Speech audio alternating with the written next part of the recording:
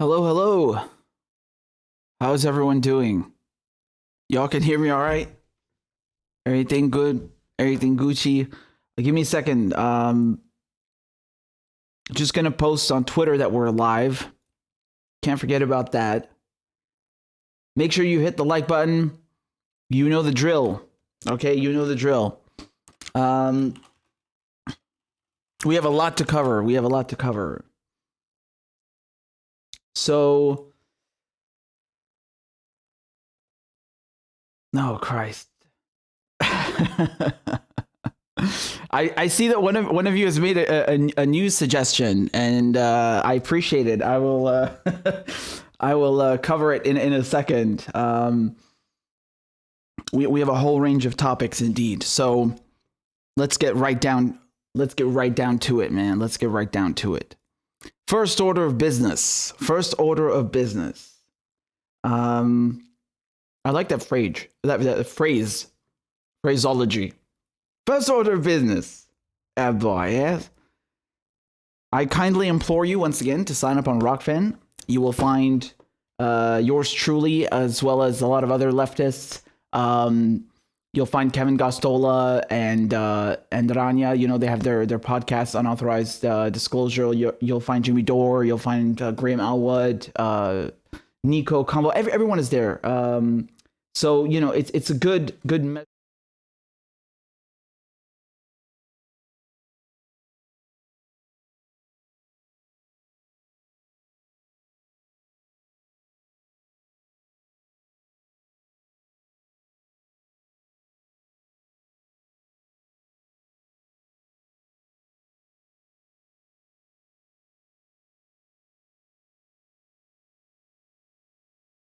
Letter. Again, both of these things cost you nothing, and it's just contingency, right? So let's get down. Let's get down to business. Our first story of the day. Are you ready? Oh God. So I'm sure you will all recall how this forced the vote split.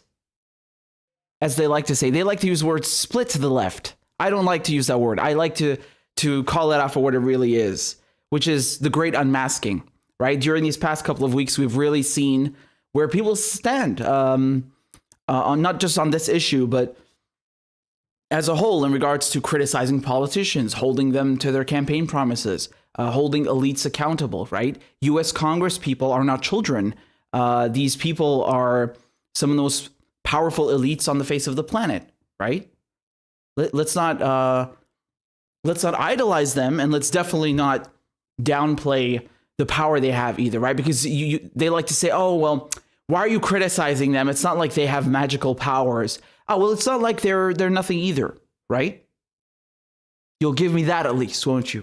So this issue forced the vote, forcing a vote on Medicare for all, forcing a vote on the House floor has been a big issue.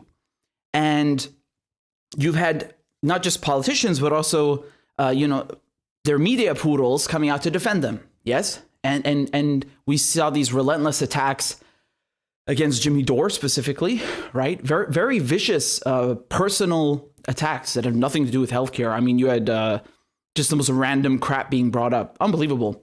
And it backfired on a lot of them as we looked at, right? Specifically, people from the Young Turks Majority Report. I mean, they just made themselves look horrible, really. So, and even people going after me, right? Like, oh, you're not American. How dare you speak about this? Oh, really? That's rich coming from Americans. You know? Anyway, but let's just ban foreign journalists. Fine, go. No more foreign journalists. So we had AOC even talk about this, right? And what did she say? I'm going to read you her tweet. This is from December 16th. She said that, the problem with having a GOP Senate is that people can still disingenuously vote because they know it's going to a graveyard, right? And regarding to the co-sponsor list, right? Do you remember Kamala Harris, for example, co-sponsoring Medicare for all? And then she flip-flopped so many times that even the Young Turks had to admit, like, something's up here. So AOC, she's correctly pointing out here that a co-sponsor list is not something genuine because when you force a vote, and even if it fails, it adds clarity because it puts people on the record. But then she still tries to, say that, oh, but we can't do it because, we have a GOP Senate. Oh, we can't do anything. Oh.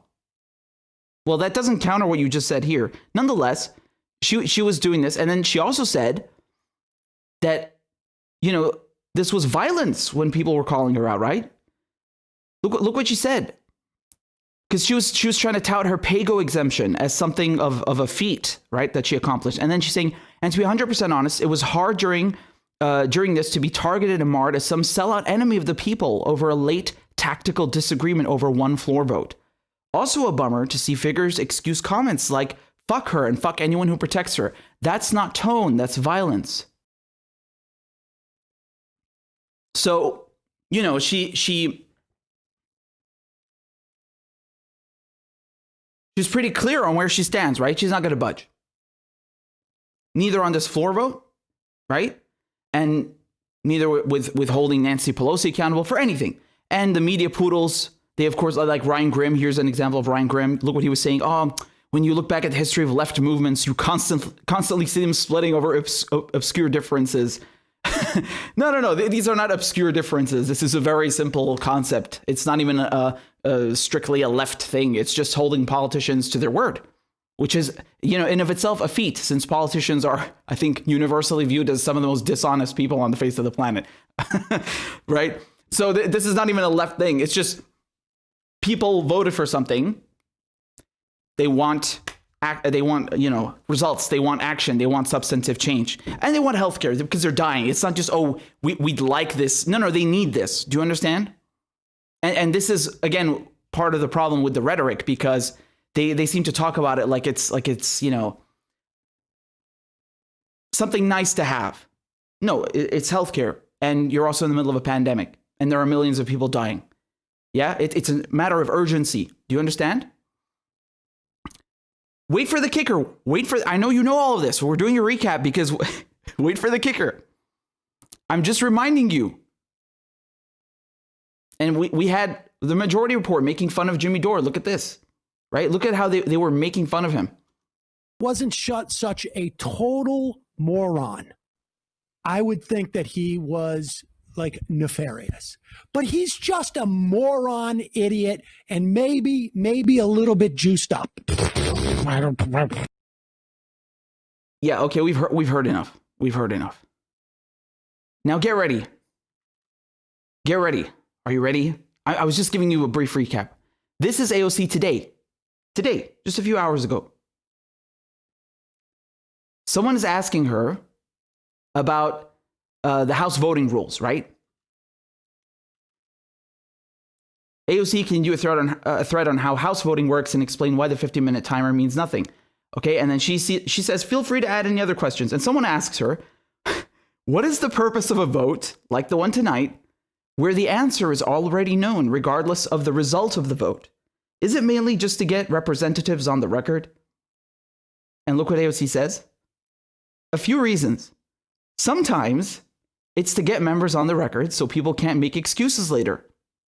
Sometimes these votes create real political pressure that forces developments. Sometimes we vote for the historical record to let future generations know we did everything we could.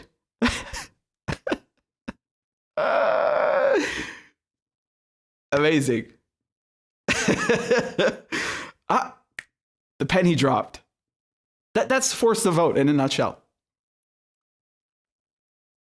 She sees the light. All of a sudden, AOC sees the light.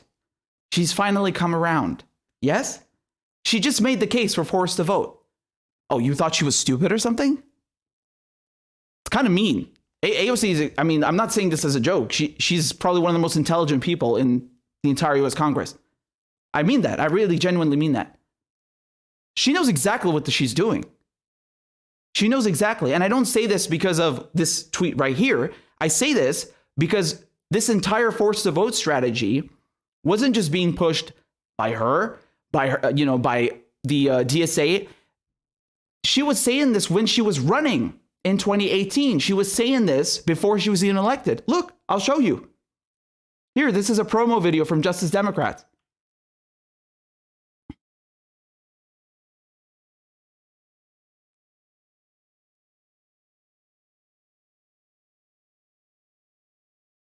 Here we go.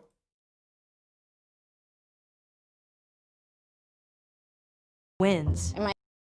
Since a lot of people in the Democratic caucus. When we are courageous enough to just puncture the silence on an issue, they will start to move. Don't people realize that the most powerful position you can be in is when you are not materially attached to a position of power? If you're a one-term Congress member, so what?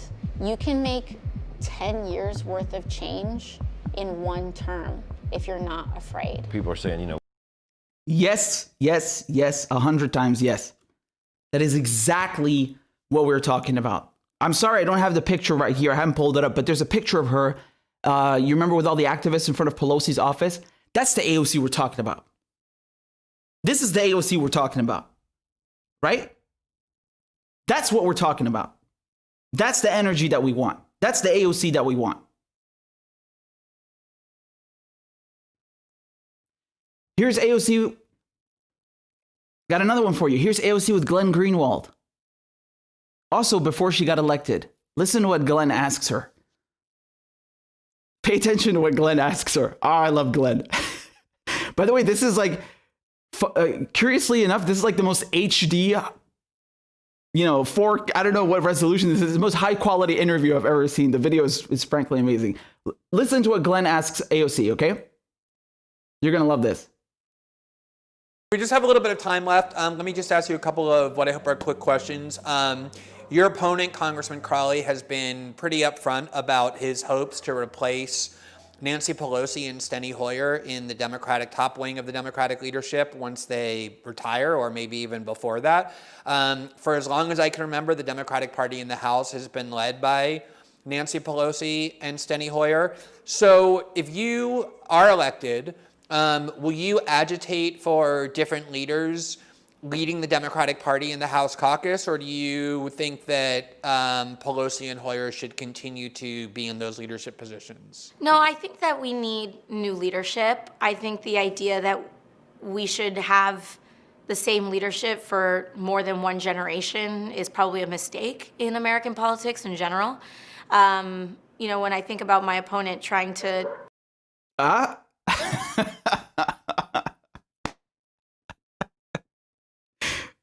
You can't make this up, right? Did I put words in her mouth, or did you not just hear her say that?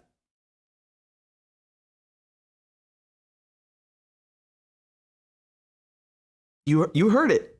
This is June 12th, 2018. Right? June 12th, 2018. You heard her say that. Having this, I think the idea that we should have the same leadership for more than one generation is probably a mistake in American politics in general.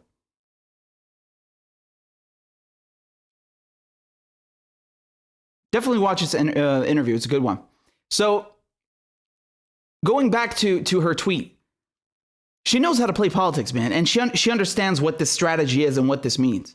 Okay. And again, I want to give a shout out also, to, because you had a lot of people that actually went out and went to force the vote.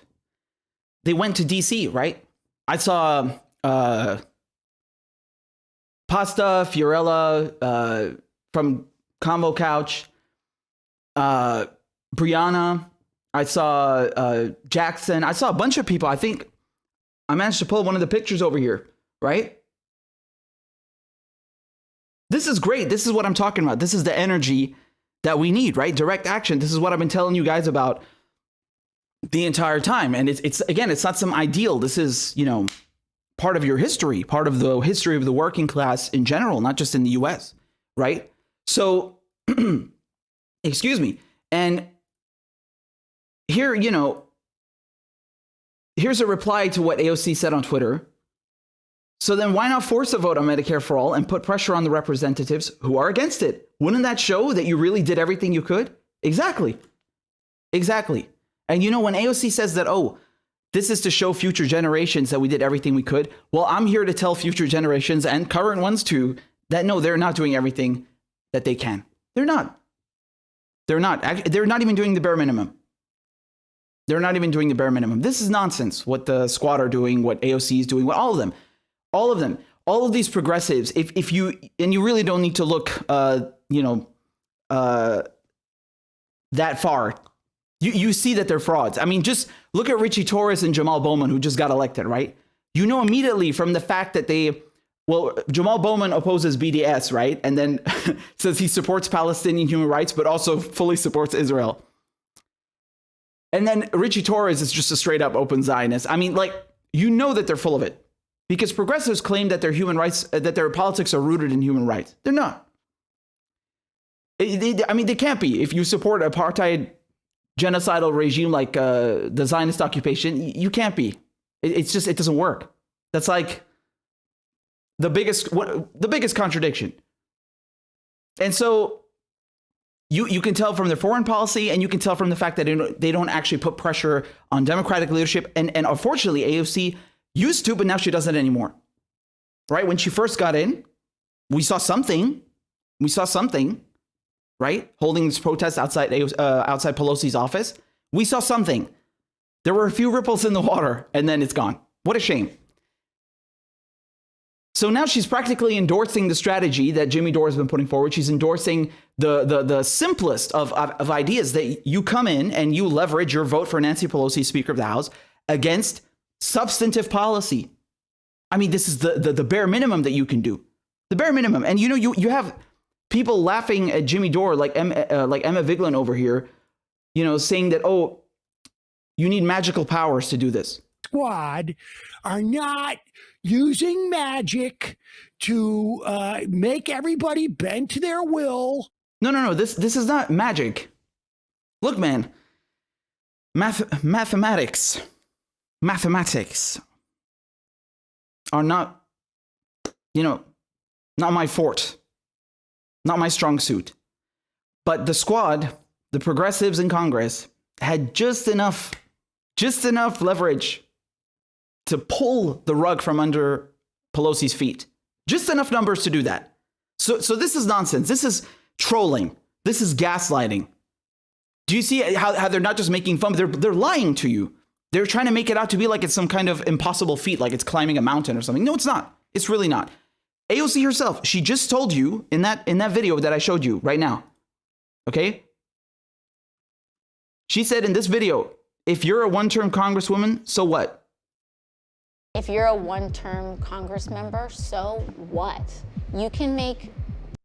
All right, she said that. I don't know why I can't hear the audio, but I think you heard it. Anyway. So what? Yeah, sure, you might have not gotten some committee assignments. You might have been chastised and, sidelined in the party. You're not there to be friends with Pelosi. You're not there to make friends with people in D.C. You're there to get some crap done or take them down with you, right? The idea, the notion is that you're supposed to have a hostile takeover and get results. She understands this. She said that she was saying this, these things before she got elected. She still says them sometimes to your face and then turns around and does the opposite. She's great. She's very silver-tongued. I'll give her that. What was really funny now is Ryan Grimm, who I just showed you before, was saying, oh, look, the left is splitting over such silly things. Look at him still trying to defend this nonsense. Unbelievable. This is his reply to today's developments, yes? He says, it's a tactic. Sometimes it's smart, sometimes it's not. It depends on the circumstances. You know who he reminds me of? He reminds me of Donald Rumsfeld. There are known knowns and there are unknown knowns. There are things we know. This is what a professional bullshitter sounds like. Yes, it's got that Donald Rumsfeld-esque air to it. If it's third down and you need 1 yard, running might be the smart call. If it's 3rd and 30, running isn't the smart call. It is sadly not 3rd and 1 for Medicare for all. Okay, I'm going to be very honest with you. I have no fucking clue what that means. Okay? To me, football is soccer, what you call soccer. I don't know what the fuck that means. I have no clue. What's funny though, what I did appreciate, even though I don't know what the fuck that means, is Justin Jackson, who is an NFL player, right? Coming in and schooling Ryan Grimm, not just on the politics, but the football as well. So I appreciated that very much. I appreciated this thread very much. That was hilarious. So, the backpedaling here is well, it's not even really backpedaling. It's doubling down, isn't it? He's still trying to, Ryan Grim is still trying to pass this off as, oh, no, you don't understand. You're not seeing clearly, They're playing 15-dimensional chess. Sometimes you got to move this way and sometimes you got to move this way. Oh, man. You got to love politicians and journalists, right? They're professionals in the art of bullshitting. Truly. So apparently, according to Ryan Grim, before it was a bad strategy, before it's splitting the left, before it's not okay. Now he's saying, oh, no, now it's a tactic. Sometimes it works, sometimes it doesn't, and it just depends on the situation. Make your mind up, get your story straight. Get your story straight, man. Stick to one thing, okay? Yeah? Not to mention the fact that you had all these people saying, oh, it's performative. It's not just splitting the left. It's the unmasking, not splitting. But they're saying it's performative. What's the point? It goes to the Senate, it dies. The Senate is controlled by the GOP. You'll never get it past Mitch McConnell.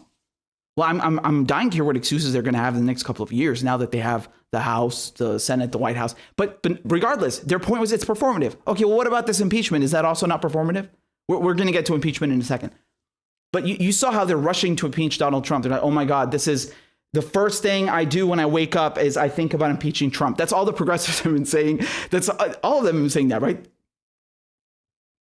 We have to impeach him. Donald Trump is literally going to nuke Washington, D.C. in 5 minutes. We have to impeach him. Orange Cheeto Man bad. Orange Cheeto Man, his red Cheeto Man now. We have to get rid of him. Do you remember how they came up with this like psychological shit after when the war on terror started? They had like levels of the terror threat. They still have it, I think. But you'd see it on TV all the time. It was like some fucking mind control bullshit. Like the terror threat level has been raised to 4 and everyone, bah. It's really not a joke. Like that shit really has an effect on the general the psychological well-being of the population. It's really not something to be taken lightly. And they were just doing it every single day in Britain, in the US. You turn on ITV or the BBC, the terror threat level has been raised to 15. Like what? Yeah. Anyway, and we're not gonna. We'll get to that in a second. But over here they're trying to tell you Donald Trump is such a threat. He has to be impeached. Okay, well, how about Medicare for all? Healthcare. You had millions of Americans uninsured and underinsured before the pandemic was even a thing. Yeah. Now it's even worse because tons of people have lost their jobs as a result of COVID. And in America, your healthcare is tied to your job because, it's like some kind of feudalism bullshit. So, greatest country on earth, right? So, tons more people now don't have healthcare. How is that not an emergency? How is the male suicide epidemic not an emergency? How is the opioid crisis not an emergency? How is that not an emergency? On its own. Those things on their own are epidemics. By the medical definition, they're epidemics. And on top of that, you have millions of people who can't even, I used to see people on Facebook saying they can't even go to the doctor to get antibiotics. And then there are people commenting underneath, oh, you just go to a pet store. You can get penicillin there. And I'm reading, I'm like, what the fuck? Penicillin for dogs? Like, what? This is America? What the fuck? I mean, staggering. Fucking staggering. And then you have people like Ben Shapiro sit there and like stare into the camera and tell you, we have the best hospitals in the world, which nobody can access because they're too broke to pay for them and no one has insurance. Okay, well done. That's brilliant. Great job, Ben. This is barbaric. That is a matter of urgency. What about, people, forget Medicare for all. What about the fact that people have no money? Like they can't pay their rent. They're being kicked out of their homes. That's also not an emergency. Those things are way more important than Trump. Donald Trump was a threat for the last 4 years. You did nothing.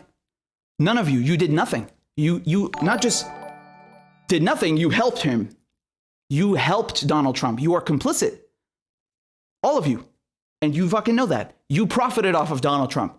You made money off of Donald Trump. So this is all an act. This impeachment stuff, it's all an act to get away from actually giving you healthcare. And as Brianna points out over here, she said, this is a good answer from AOC, right? And it was as true for Medicare for all as it is for impeachment. 15 million people have lost their employer-based healthcare because of COVID. 87 million people are uninsured or underinsured. 68,000 preventable deaths per year. That's why we argue to hashtag force the vote. Exactly. I mean, those figures are horrendous. They really are horrendous. And you know, I hate to break it to you, man, but they fucked you good. Oh yeah, they fucked you good. Your progressive allies in Congress. There are no friends in Washington, D.C. By the way, again, what I'm about to show you now from AOC, if this was all we had, okay, I'd say maybe you're reading into it a bit too much, because I think everything that I just laid out is way more indicative. The fact that they voted for Pelosi, all of them, all of the progressives, Cori Bush, you know, Barbara Lee, AOC, Ilhan Omar, Ayanna Pressley, Rashida Tlaib, Jamal Bowman, Cori Bush, all of them. I think I said Cori Bush twice. All of them, they all voted for her as Speaker of the House. Okay? None of them forced a vote. That's way more indicative of anything else. But look at what AOC tweets. This is January 6th. Okay? Hello, it's a new day. Who's ready to push? We were ready to force the vote, but okay. So she says all these nice little things, and then she says healthcare. Hold on a second. What happened to Medicare for all? You know, someone pointed out then that, well, you know, maybe it's a character limit thing because, you know, tweets, you can only put so much in a tweet. I think it's 140 characters. I don't remember what it is. And then someone said, well, you know, M4A, Medicare for all, it's just 3 characters, which is way less than healthcare. So, you know, what is that? Is this like when we hear them talk about access to healthcare, just like you have access to buying a yacht or a Ferrari or a $50 million mansion? Do you have $15 million? You'll need something along those lines to get proper healthcare in America. You know, hold on, we're not done. This is an article from The Hill. Okay, this is an interview with AOC from January 4th, so that's 2 days before. And she said something interesting here, right? She said something interesting.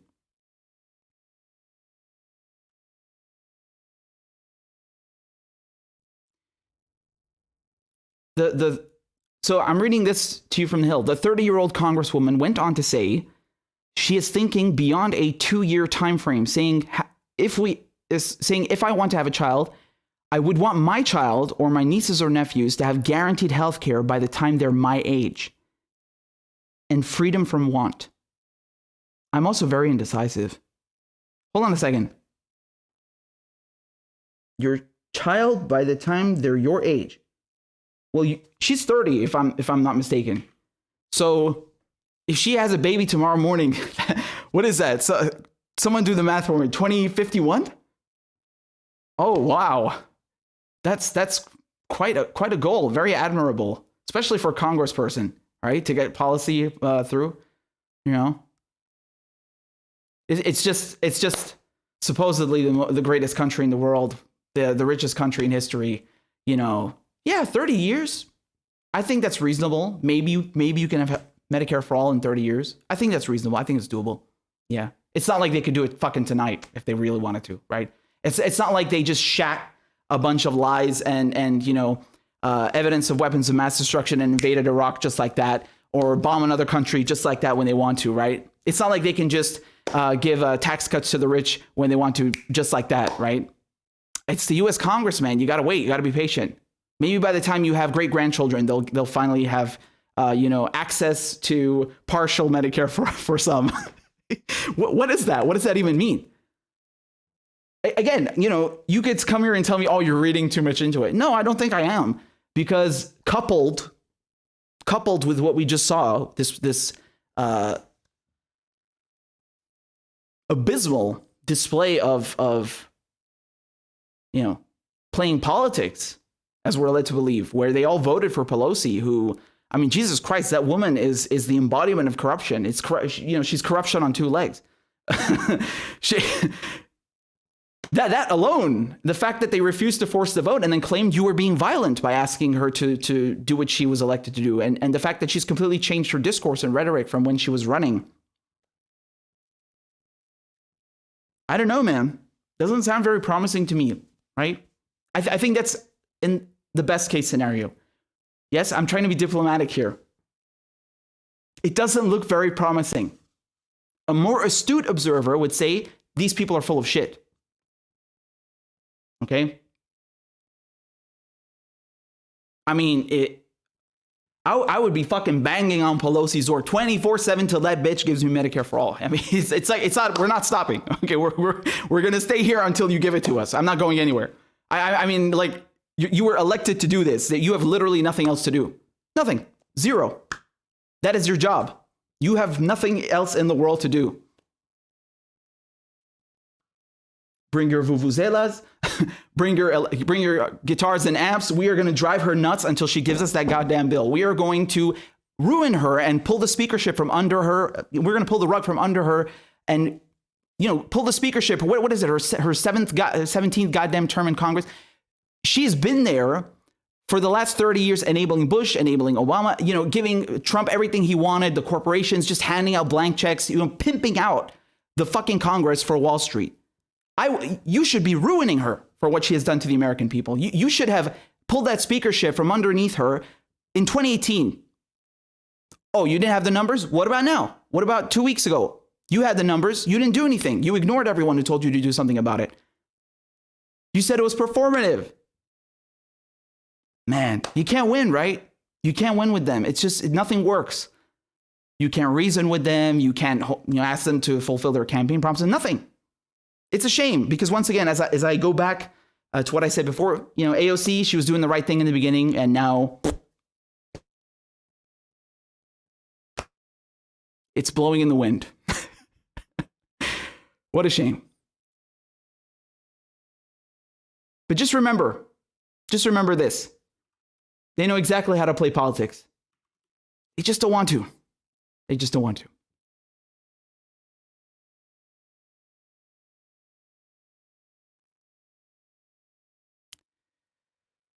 So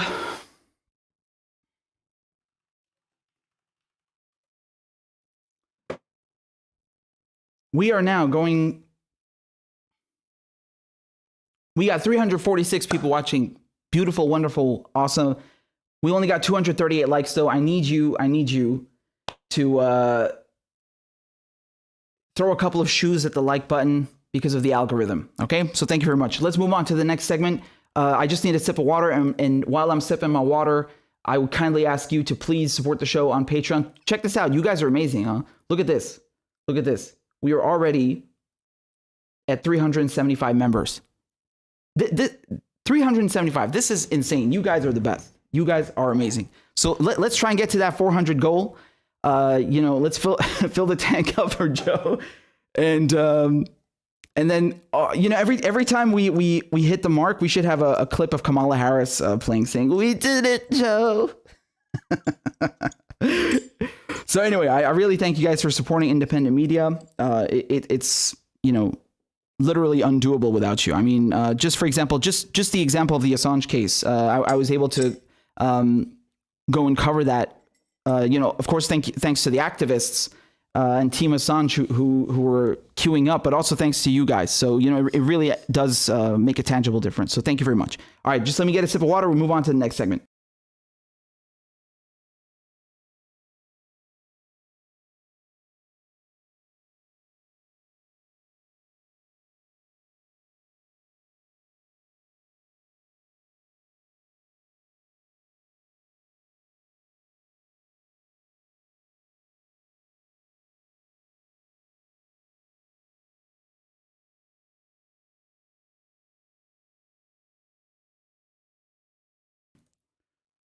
All right. Wonderful ad boy. Good show, bloody good show. So, Christ, Donald Trump. I'm glad to be rid of the clown. But we have some developments, yes. Okay. So I'm just making sure this, yeah.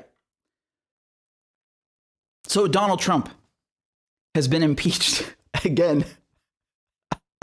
This clown is the first president in US history to be impeached twice. Well done. Well, you know, he broke one record among a few others. I think his escalations of Iran probably outnumber those of other administrations. But anyway, that's another topic for another time. But yeah, this clown has been impeached a second time, not on the same article. So this one was for high crimes and misdemeanors. That was the charge, right? And the vote, let me give you the vote. 232 to 197. That's actually, you know, quite astounding, honestly. You had 10 Republicans. Excuse me, you had 10 Republicans only 10 that voted to impeach him. The overwhelming majority of Democrats voted to impeach him. That was enough to do it. And you know, the way this works now, because there's been a, oh yeah, and of course, let me just give you a quick laugh over here.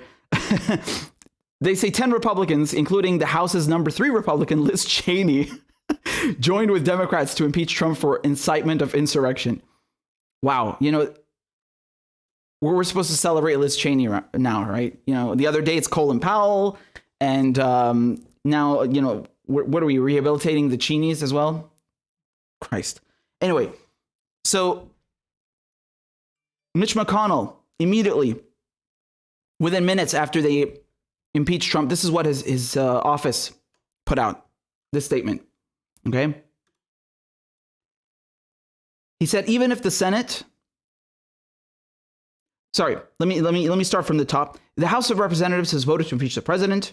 The Senate process will now begin at our first regular meeting following receipt of the article from the House.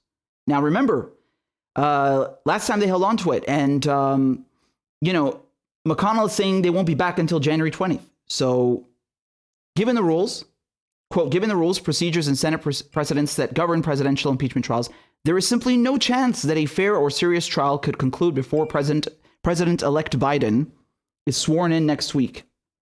So he's saying, oh, well, you know, it's there's not enough time to do anything about it. Indeed. I mean, Trump is leaving on January 20th. So if the Senate won't even reconvene, which again, I just want to point out how they reconvened. Chuck Schumer and Mitch McConnell agreed to reconvene after Christmas just to make sure that the defense budget passed, because of course the military industrial complex is always top priority, right? When their donors call them, they fucking pick up. If you call them, good luck. But now, you know, this is not top priority. And the excuse is that, oh, you know, Trump wouldn't receive a fair trial in the Senate. Poor Trump. Can't do anything. I mean, you know, if you're a Democrat and you're hell-bent on getting rid of Trump, why would you leave this to the last moment? You had 4 years to get rid of him for way more serious crimes, which you know, I've gotten into before. This shows you that it's theater on both sides. It's theater on both sides. So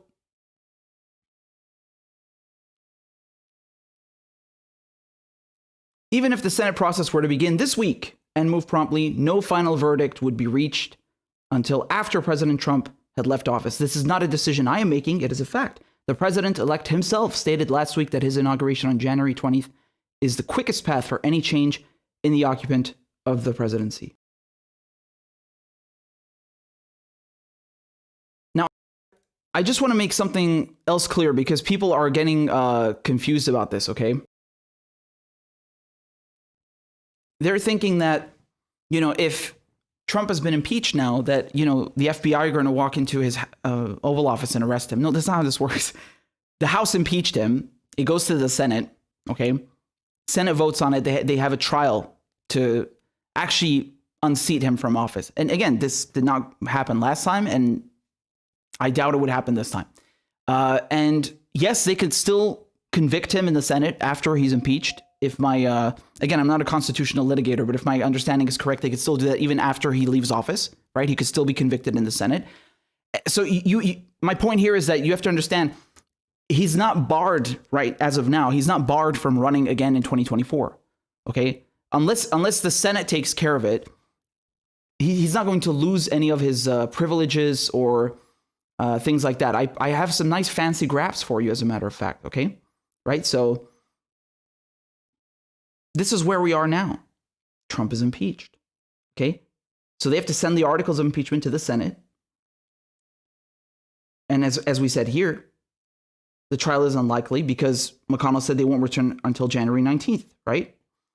So what's really interesting, however, again, I don't know if you can see the full thing because it's the aspect ratio is wrong, but the control of the Senate is going to go to the Democrats, right? So afterwards, it won't be McConnell in charge. You'll have Chuck Schumer. And then, I mean, if they decide to do this after Biden, because Biden has nominated a lot of people to his cabinet, right? So the Democrats, they want to make sure that all of Biden's appointments get through.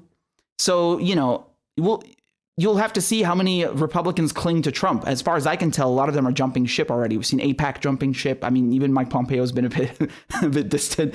Not many are interested in that, are they? And just to show you again here, if Trump is found guilty by the Senate, okay, again, you need 2/3 or more to convict him. Separate votes would be needed to prohibit Trump from receiving benefits given to ex-presidents and to bar him from future political office. So that's just the important point that I wanted to make here, okay? That the Democrats, they know that this was just a theater. They know there's not enough time to really do anything because Mitch McConnell is not going to reconvene or recall the Senate. They know that even if even if he gets convicted, it's not going to automatically stop him from running again in 2024 or get rid of any Secret Service or financial benefits that he might receive as an ex-president. It's all for theater, man. And this is all to distract from the fact that you're not getting any substantive change, right? And to bring in this new authoritarian crap, domestic terror laws. I mean, you even had the New York Times talking about the Sedition Act. Did I bring that up last time to you? Because I mean, that caught me off guard. I was like, the motherfucking what? The Sedition Act? That's from 1918. That thing is 100 years old. They repealed it in 1920, right? It's like if you criticize, I'm making a very crude summary here. Basically, it's like if you criticize the government in a time of war, you go to jail. Very practical, right? When the United States makes up enemies that can never be defeated, like the war on drugs, the war on terror, the war on domestic terror, right? It's never ending. So they will always be in a perpetual state of war. And you will never be allowed to criticize the goddamn government. I mean, horrible crap, right? So anyway, that caught me off guard. But just to remind you how we got here. Because they've been claiming that, Donald Trump is orange cheetah man bad. He's so dangerous. We have to get rid of him. He's inciting violence. He's, stirring up racial hatred. And he caused this insurrection at the Capitol. I mean, he's done more than that. He's done way more than that. And you didn't do shit to him. As a matter of fact, you're responsible for him. This is thanks to WikiLeaks, this email right here. This is the DNC strategy for 2016. Okay? Look. To the DNC. These are the Podesta emails. Operationalizing the strategy. Look at this. Pied Piper candidates. They literally picked out Ted Cruz, Donald Trump, or Ben Carson. We need to be elevating the Pied Piper candidates so that they are leaders of the pack. and tell the press, I think there must have been a word missing here, tell the press to cover them seriously or take them seriously. They picked this fucking clown out. This is the fucking proof in front of you. This email was their strategy. They elevated this clown, Donald Trump, thinking that, oh, it's a sure thing. He's going to lose and, Hillary will beat him easily and it's a done deal. Easy peasy. Yeah, that worked out really good. That worked out just great. And just to remind you how Democrats fiercely opposed Donald Trump throughout his entire tenure. Okay? Do you remember, for example, when Nancy Pelosi supported his new NAFTA deal? Remember that? What about the Patriot Act, renewing that? No? Or, I don't know, maybe the border funding bill? Right? Or how about the defense budget, which when it was bloated to $738 billion, and now I think they added another $2 billion. What is it, $740 billion? I don't know. It keeps getting bigger every year. It's just ballooning out of fucking control.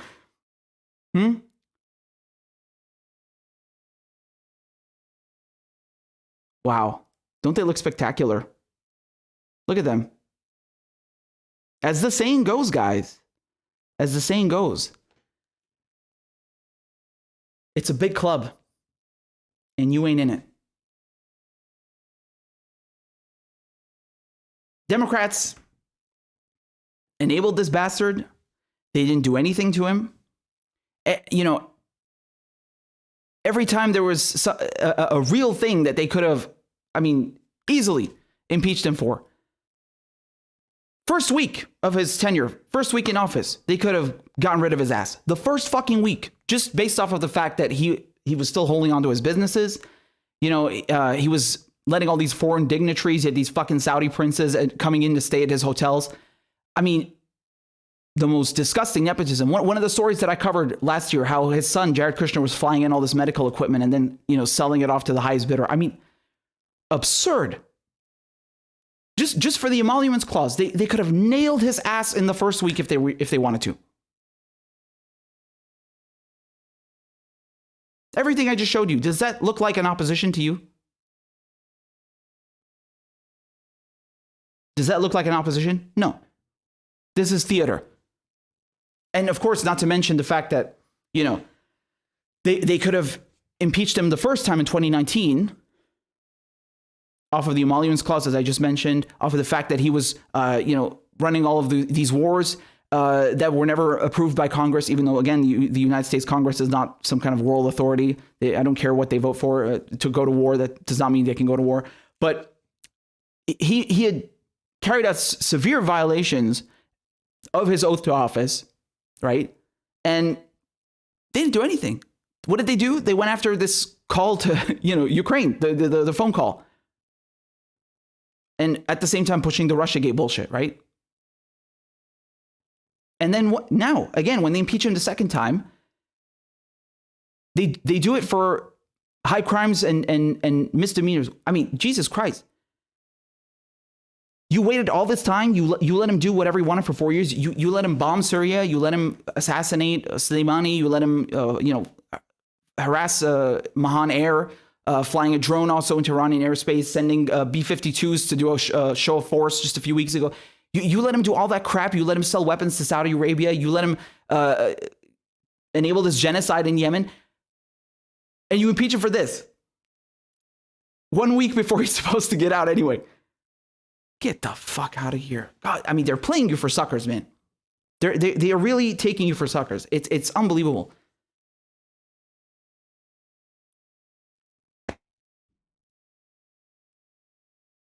So, at least he has one world record now. Trump has that at least to his name, right? He's the first clown U.S. president to be impeached twice. And, Democrats are going to come here and tell you that this was necessary, this was important. Yet when you ask them, why can't you force a vote on Medicare for all? They'll tell you it's performative. Even though millions of Americans don't have health care, people are being evicted. they gave you what, a $600 check, and then afterwards another a $1,200 check, and then a $600 check. I mean, peanuts, right? 2 checks in the span of a year. They have neglected their own citizens, their own populace, like you would not believe. I mean, it's embarrassing for any country, never mind the richest country. They've shat all over, their constituents and their oath to their office, and then they claim to be on your side and they claim to be fighting against white supremacy, but they have no problem with, pushing fascist coups in Bolivia and coups in Venezuela, like when Trump sent Silvercore, for example, or when you got Assange being spied on through Sheldon Adelson and UC Global. They got no problem with that. They got no problem with white supremacy, with keeping troops in Afghanistan, with keeping these wars in the Middle East going. That's okay to them. That kind of white supremacy is fine. That kind of, those kinds of insurrections and coups are fine. Even when Trump does them. Not just Obama and Bush. Fucking bullshit theater. Really, man. I mean, they thrive off of this. Both them, the political class and the media class. It's all theater. And for anyone to come here and tell you that you can't have Medicare for all, but this is more urgent,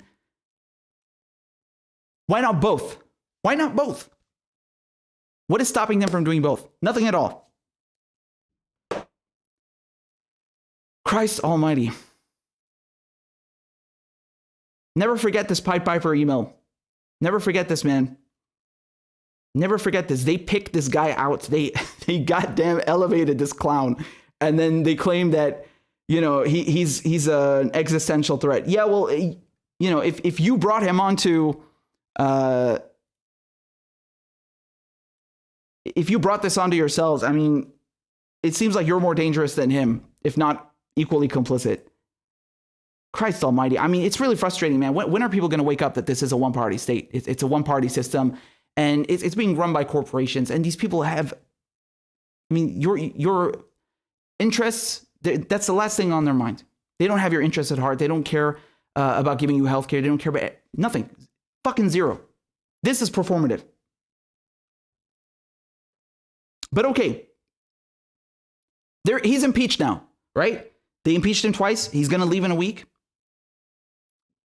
I'm dying to hear what's going to come next. I'm dying to hear why they can't give you Medicare for all. I'm dying to hear why they can't get a Green New Deal passed. I'm dying to hear why they can't stop bombing Syria and Afghanistan and giving military support to the Saudis. I'm dying to hear this. I'm dying to know what the fuck they're going to come up with next. Let's wait and see, right?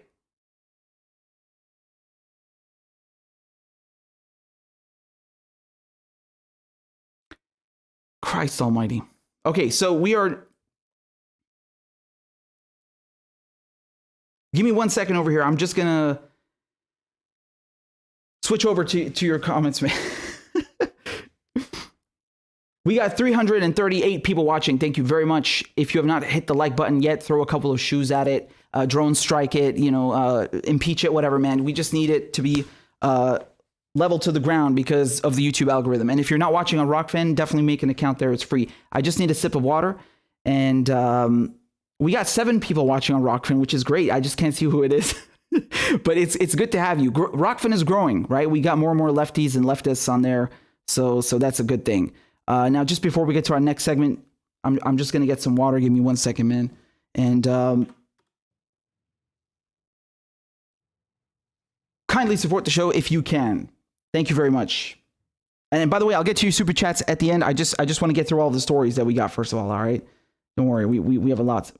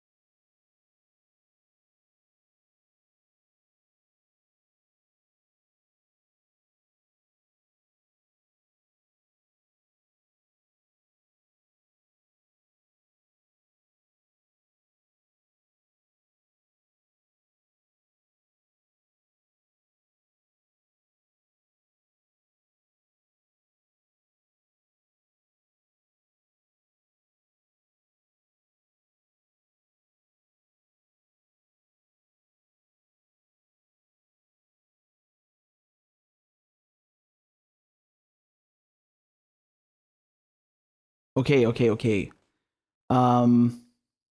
Where are we? So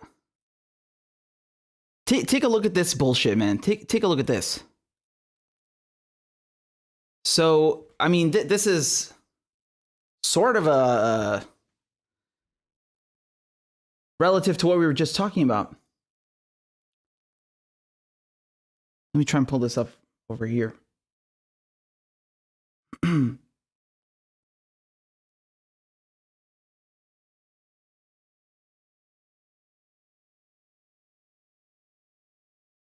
Right. So look at this, man. You know how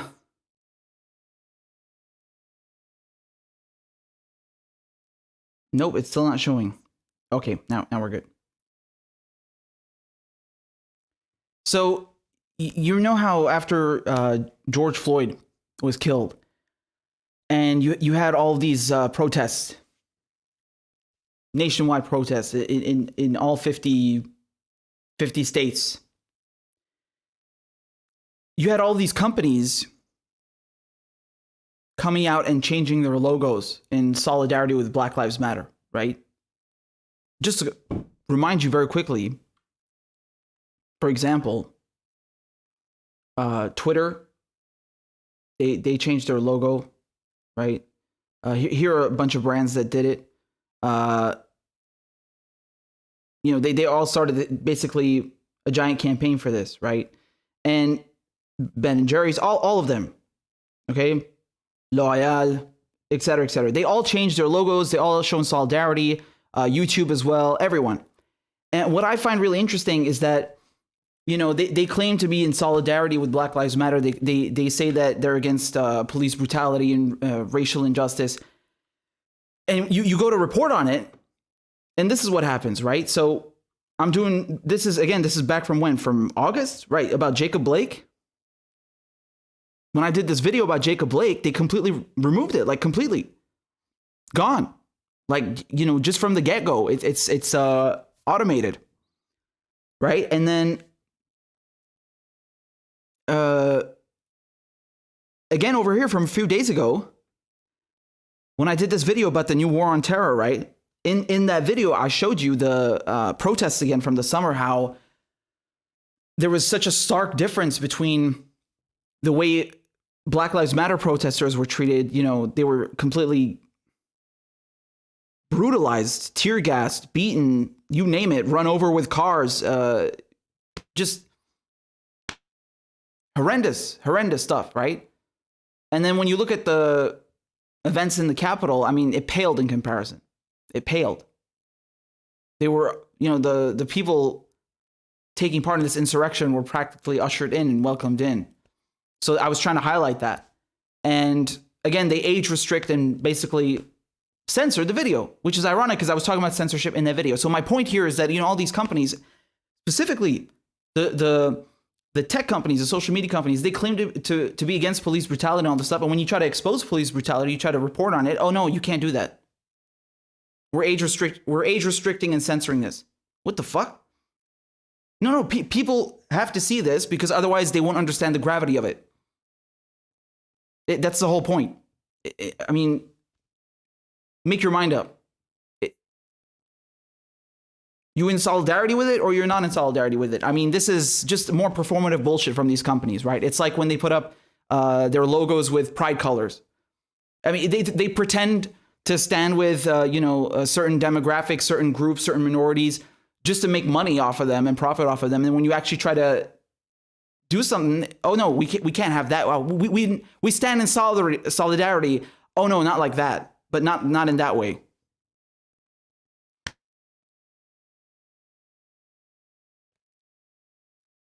I mean, that's just ridiculous. That's just absurd. Not to mention, like, I can't do my job, obviously, right? Because I'm trying to report and it's like, nope. So I just wanted to point that out, right? They'll put BLM in their bios or change their logo, but, you know, you try to actually talk about it, you're not allowed to. Nope. So basically, they're doing they're doing a favor for the cops. They're doing a favor for the establishment. And this expands, I would say, also into imperialism, right? Because, you know, if you if you cover up the white supremacy domestically and abroad, internationally, in war zones and at home, you're helping the same people committing those crimes. You're helping the perpetrators because now people are not aware of what's going on. They can't see the reality of it. So great job. Well done with that, right? That really just made me angry. So,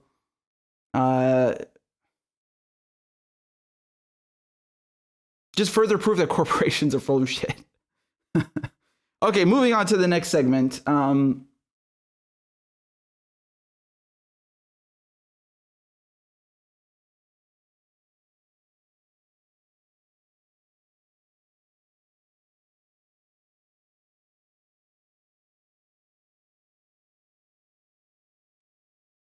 So ever since we had this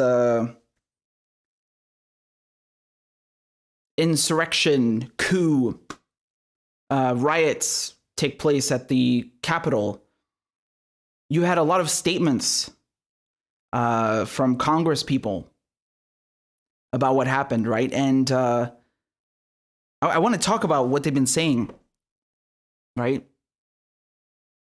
So this is Jason Crow. Look what he says. He says, "My heart is breaking as I walk Capitol Hill. I served in Iraq and Afghanistan so we could enjoy peace at home. It's hard to see the pantheon of our democracy fortified like the war zones I used to know." Wow, what a weird statement. What a weird statement to say that you served in Iraq and Afghanistan. You didn't serve anyone in Iraq and Afghanistan except a bunch of corporations. And you definitely didn't serve in Iraq and Afghanistan so you could enjoy peace at home. Iraq never bombed you. Iraq did not do anything to you. Neither did Afghanistan. Right? But again, they always claim that, oh, Afghanistan was harboring the terrorists responsible for 9/11. Who created those terrorists? The United States did. Okay? So that's a weird statement. And you've been seeing this not just from Mr. Crow over here, but a lot of people saying that, oh my God, the sites of the Capitol Hill, it reminds me of a third world country. It reminds me of, Muslim land. Insert brown country here. Making these like underhanded racist comments as if de facto, by default, America is a civilized country, right? Where nothing violent ever takes place. And in other countries, that's normal. Violence, barbarism, that's inherent to other countries, to Iraq, to Afghanistan. That's normal. It's okay for, those people to live in war zones and for that to be something habitual and constant and the default. Really? What a weird, interesting, peculiar, bizarre way to view the world. What a weird way to look at your own history and also to speak like this. I mean, to me, when I'm reading this statement over here, this guy who was a foreign invader in these countries, who participated in imperialist conquests to make corporations richer, come and then speak as if, Capitol Hill in the US is some kind of divine sanctuary. It's a monastery, an undisturbed lieu of tranquility, is really funny. To me, this is like a Nazi who is, inspecting the Reichstag, inspecting the damage at the Reichstag and saying, oh wow, it looks like all those places we fucked up. It looks like London and Warsaw. Oh, the fucking stones and arrogance and bullshit. I mean, that this guy is spewing, and he's not the only one, huh? He's not the only one, unfortunately. Ilhan Omar and AOC liked this tweet, by the way. So that's interesting. Very, very interesting that they seem to agree with this kind of statement. I also find it ironic that he compares these two places because, you know, it's almost as if people forget those invasions, the invasion of Iraq, the invasion of Afghanistan, they come from this building, right? They originated from this city, from this institution, this symbol of imperialism. That's what this building is. It breeds violence, right? It's not a stranger to violence. Violence is the default.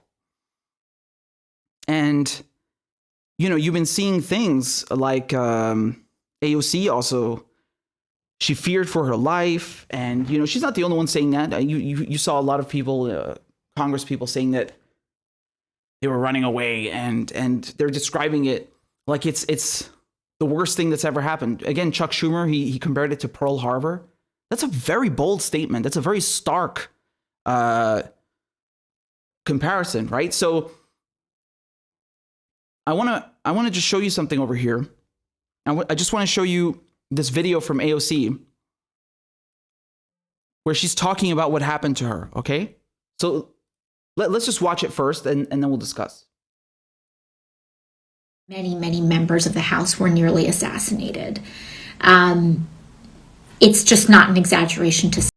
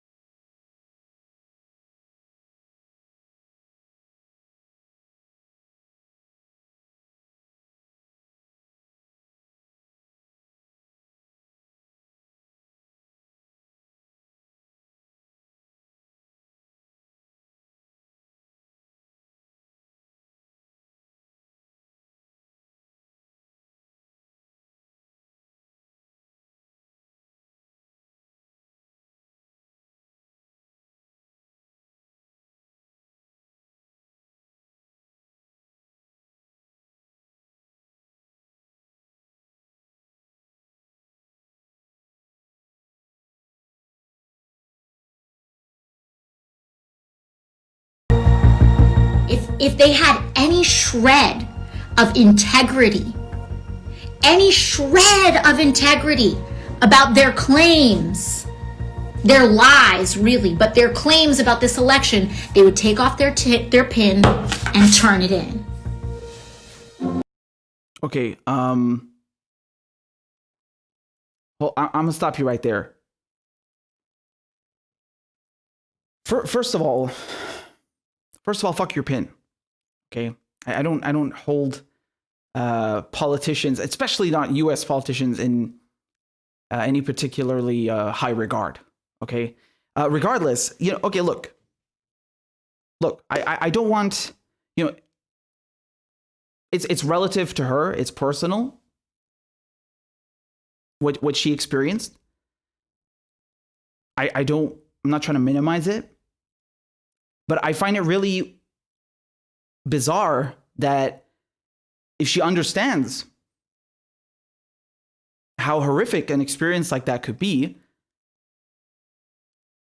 then, you know, why is she okay when her party, her colleagues, the man that she just helped elect, Joe Biden, do it to others, right? That's what's bizarre to me. You know, it's like you want us to sympathize with you. You want me as a Syrian man to sympathize with you. Why don't you sympathize with me? Why do you erase what other people are going through as a direct result of your government, your policies, and ironically, as a direct result of this very building, this same building right here, the same halls in this institution of imperialism? Why do you deny what happens abroad because of your colleagues? That's what I want to know. Okay, that's what I don't understand. Why does she glorify people like John McCain, right? She says John McCain's legacy represents an unparalleled example of human decency and American service. Really? Do you mean like that time he went to Syria to meet with jihadists? That's decency to you? Because, if AOC, in case AOC doesn't know this, these kinds of people would gladly chop my head off, right? Just like she's saying, oh my God, there were white supremacists in the Capitol building. They would have come for me. Yeah, well, these people would have come for me too, right? And you seem to be in alignment, putting it mildly, with this sort of behavior. So I'm a bit confused, to say the least, right? I'm confused why you just voted for Nancy Pelosi again, right?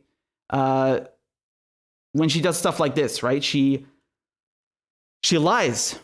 She lies about being briefed on torture by the CIA, right? She changes her story many times. She says, oh, I was never briefed. And she says, I was briefed, but they told us not to say anything. And then, this is a great write-up over here about how Nancy Pelosi has changed her story throughout the years about what she knew about torture, right? And then she goes and poses with her on the cover of Rolling Stone magazine. So, it's hard for me to understand where you're coming from when you are in the same party as these people who support violent coups and insurrections and revolutions and fanatics in other countries, directly with logistical support, financial support, military support. I mean, it's not an exaggeration. It's not like, oh, it's, the Democratic Party or the same institution. No, it's the very same fucking people. The very same people. Right? I don't understand how you come and say you're against white supremacy, but you're okay with this kind of white supremacy, right? You're okay with Americans, coming into my country and stealing our fucking oil. You're okay with that? Because when Trump, lied, again, he didn't pull out of Syria, he fucking lied about it, and then did this, he kept troops with the oil. She criticized Trump for pulling out of Syria too quickly, but she never mentioned the oil. She never said anything about this. No one did.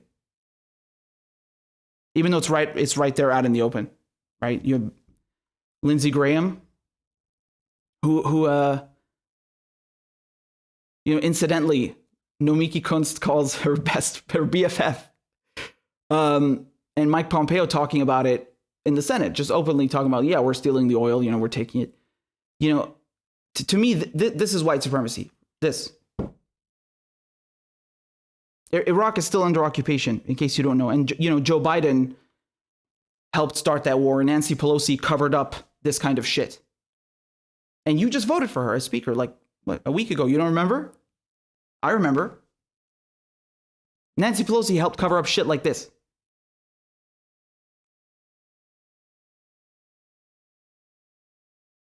Right? This is what comes out of the US Capitol. That's what this building means to the rest of the world. It means this. Okay? So I find this really odd. I find this really bizarre that, we're supposed to feel sympathy for them, and they compare it to Pearl Harbor, but they're completely indifferent to the suffering that they helped cause. I mean, you just elevated that woman to Speaker of the House again. How could you do that? Never mind force the vote. Leave force the vote alone for a second here. Let's say she's given you everything already. Like just the record that she has alone. How could you do that?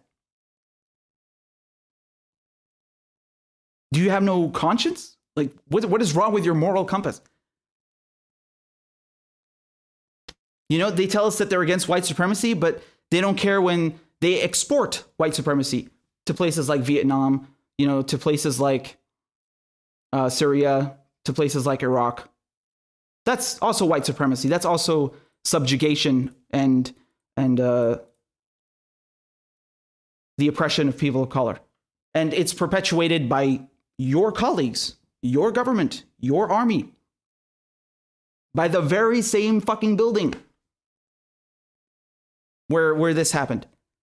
So, it would be nice if you're consistent, right? No one's trying to diminish what happened to you, but it would be nice if you also showed some sympathy towards people abroad, right? And it would be nice if you didn't uphold pieces of shit like Joe Biden and Nancy Pelosi who export terrorism, who export white supremacy, who export imperialism, who export the very same kind of anguish and horror that you just say you experienced. And way worse. And way worse. Right? I mean, me, myself, when I was in Islamabad, next to my school in Pakistan, Egyptian embassy got blown up, right? By Zawahiri, who's then number 2 in Al-Qaeda. Who financed this guy? The CIA. Millions. They gave him fucking millions. Last time I told you about my cousin, the car bomb going off outside his house, the fucking mortars coming down on his university, outside his house, all the time, the fucking jihadists trying to take over. Who supported those? The Obama administration. These are your colleagues. How can you be in bed with these people? How can you be in the same party as these people? And then you're claiming, you're against white supremacy and you're against fascism? No. When it suits you, you are. When it suits you. That's why I don't take these people seriously, because they're full of shit. They're not consistent. They say one thing and then they look the other way when it's politically convenient. And she sends out a fundraising email, AOC. She says, white supremacists will never, ever live in a world where their fantasies come true. Well, go ask Joe Biden. I think he seems to be doing pretty well. Just got elected president. No one holds him accountable for lying about Iraq. Even back in '98, he was lying about weapons of mass destruction. He helped Bush sell the war in the Senate, working with segregationists. He's proud of it. He seems to be doing pretty good for a white supremacist, and you just helped elect him and made the case for him, and you have no shame about that. It's fucking unbelievable, to be honest. It really is. Really is. So you understand why to people looking from the outside, these people, I mean, they're fucking hypocrites. It's astounding. It's astounding.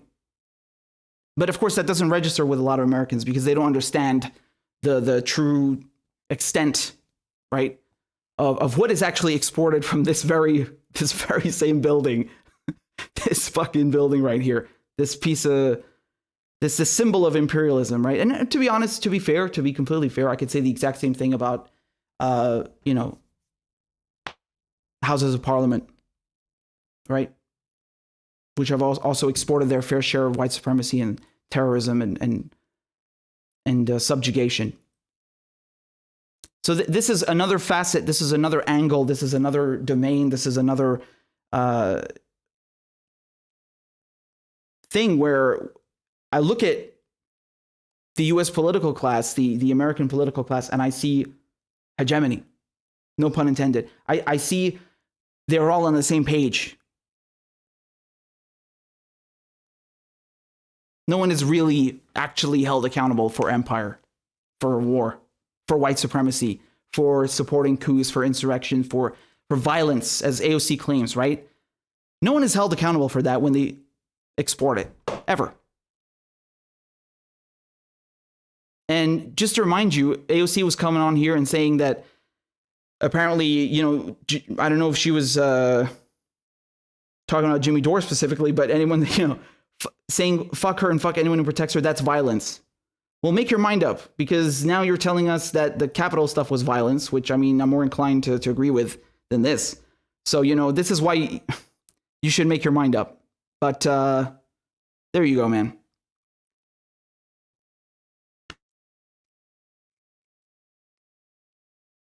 Very interesting, right? Very interesting how they oppose white supremacy and all of these things when it suits them. And when it's their colleagues doing it, Nancy Pelosi, Joe Biden, Chuck Schumer, Barack Obama, then they know how to look the other way. It's like it doesn't exist. They don't know what you're talking about. They won't even acknowledge it. They will not even acknowledge it. Amazing.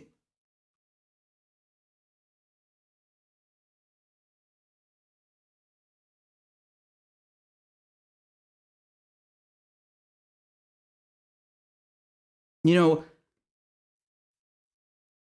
let me bring my cousin on, or any one of his friends, and let them tell you about how they feared for their lives every single fucking day. Every single fucking day. Because of what the Obama administration did, of which Joe Biden was a part, of which, Nancy Pelosi was helping destabilize the Middle East already since the Bush days. And of course, Iraq led to not just the suffering that they had under the US occupation, but then Al-Qaeda, and then of course ISIS, and which spilled over into Syria. So, I mean, these people have been in government 50 years. They're dinosaurs. They're responsible for more atrocities than I can even count. And you have no problem with them. Amazing. Let me bring on any Syrian and they can tell you how they fear for their fucking lives because of your colleagues. But you won't listen to them.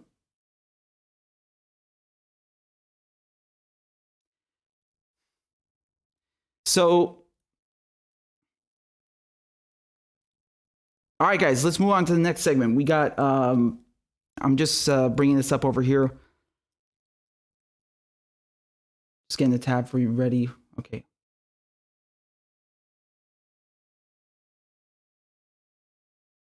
So, Israel, the only democracy in the Middle East, as they love to call themselves, they're back to bombing Syria again for the 100th and millionth time.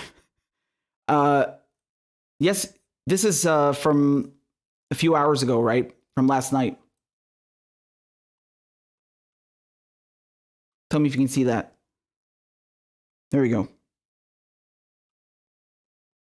Look how many killed. This is what they claim. Again, the infamous UK-based Syrian Observatory for Human Rights, which is where the mainstream media have been getting all of their info on Syria for the last, decade, and is of course 500% accurate and should never be questioned. So they say 14 Syrian soldiers and 43 allied militiamen were killed. Now, this story is true because, we have confirmation from the Syrian government that the airstrikes took place. But, of course, Israel, and again, this story appeared in several outlets, okay? Over here, they're saying 10 Syrian soldiers and 47 allied fighters.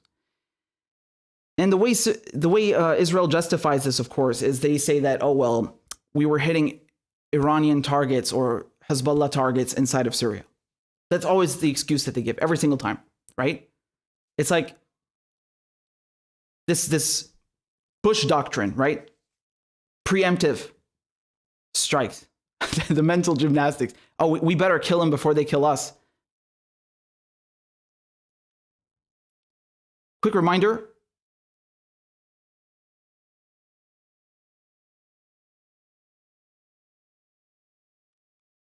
This is just from 2018. Well, that's now 3 years ago almost, right? Israel says they've struck Iranian targets in Syria 200 times in the last 2 years. They've been using this civil war in Syria, the war on Syria, as a cover, right? As an excuse to just go in and bomb Syria as they please. I mean, it's not like Israel has ever cared about, other countries' sovereignty and borders.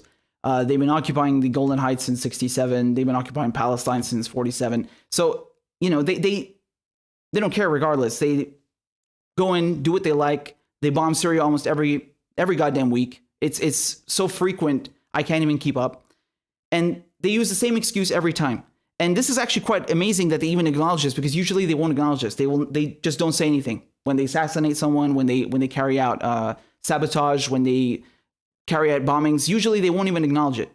But they've officially acknowledged they've done it hundreds of times inside of Syria, right? And they keep using this idea of preemption. And I find it really interesting that they do that, because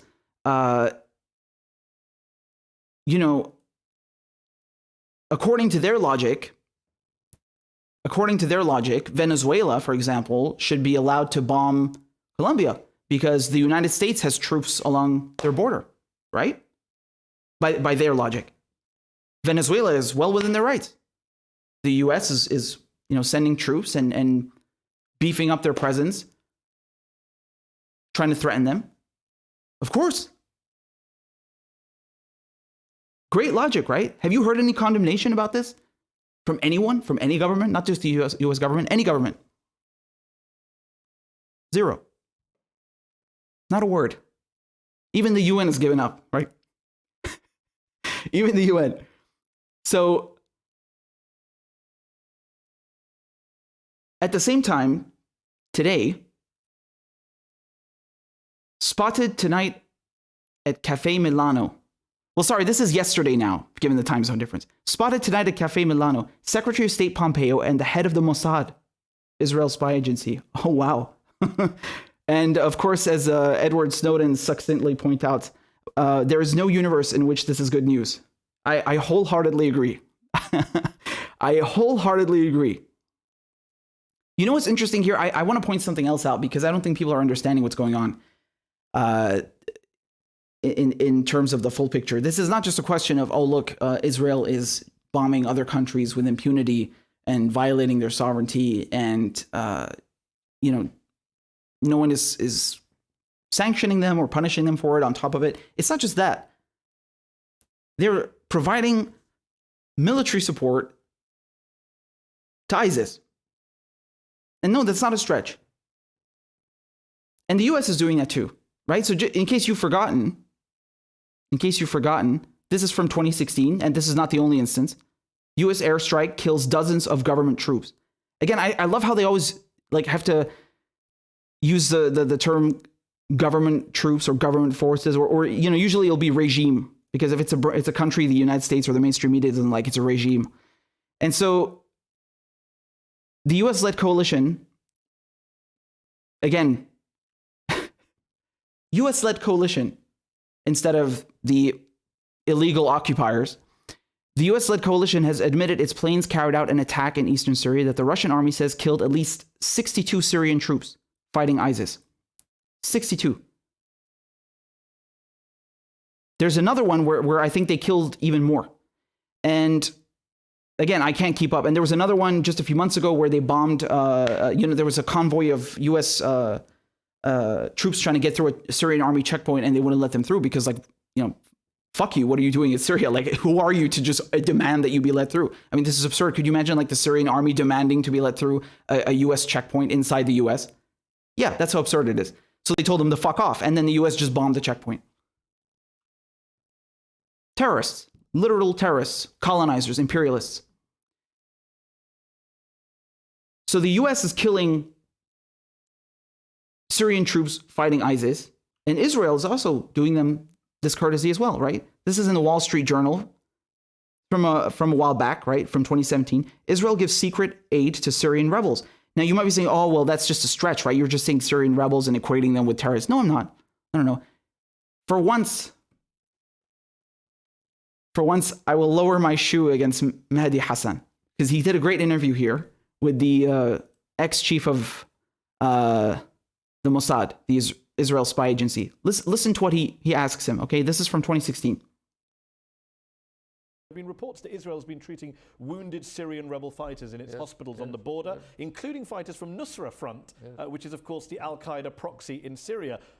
Do those reports worry you that Israel's helping wounded al-Qaeda-aligned fighters?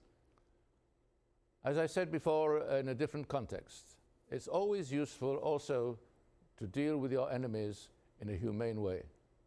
And I think that when you have people who are wounded and you can deal with them in a humane way, the considerations as to whether to take them in are not simply whether it's politically useful or whether it's politically So it's purely humanitarian, you say? So there's no tactical or political strategic... I didn't say there's no tactical. I said the main consideration, the immediate consideration is humane. But the tactical issues involved, I mean, you know better than me the phrase blowback. You don't think there's going to be blowback against Israel if you get into bed with a group like Nusra Front? No, I don't think so. I don't think there's going to be blowback. Why? Because I think that, unfortunately, the rules of the game in Syria are such that you can do anything that is not possible to be done anywhere else. Yeah, I think people said that in Afghanistan too. Would you also treat Hezbollah fighters? No. I would not treat... Have you not just contradicted what you told me 60 seconds ago about humanely treating your enemies? No. I think as far as Hezbollah fighters are concerned, with them we have a different account. So let me be clear, you're happy to treat Al-Qaeda fighters, but not Hezbollah fighters? We have a different account with Hezbollah, a totally different account, because Hezbollah has carried out the type of actions against us which preclude us from going into what the Al-Qaeda has done. Al-Qaeda, to the best of my recollection, has up to now not attacked Israel. Wow. Wow. I mean, that is one of the most telling interviews ever. You just heard that.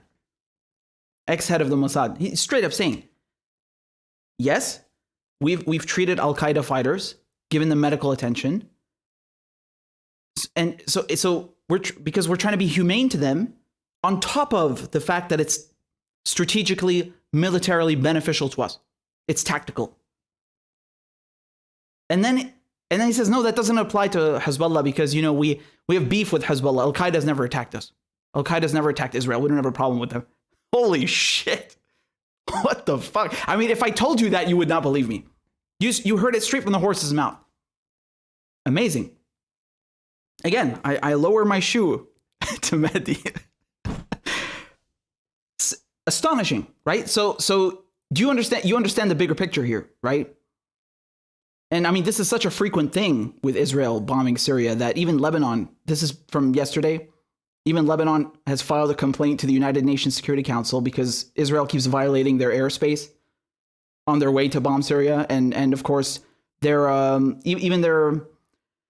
maritime, their waters, Israel keeps violating. So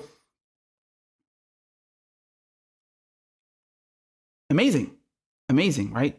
How the United States, and Israel, I mean, just openly admitting that, yeah, they'll help out Al-Qaeda because it destabilizes Syria, and that's beneficial to Israel. By the way, if you go watch that full interview, you'll hear him say that Syria is the key to the Middle East. So they know exactly what they're doing. They're not stupid, right? They're not stupid. And they have no problem keeping Syria under war for 10 years, 20 years, because this helps them. They don't have to worry about one of the most important countries in the region. They can keep on bullying Palestine. It creates a buffer between them and subsequently Iran if Syria is constantly under attack and in turmoil. Very beneficial for them. And they will get in bed with Al-Qaeda, with Al-Nusra Front, which is, rebranding, and then openly admit it like it's nothing. And then they have the fucking audacity to talk about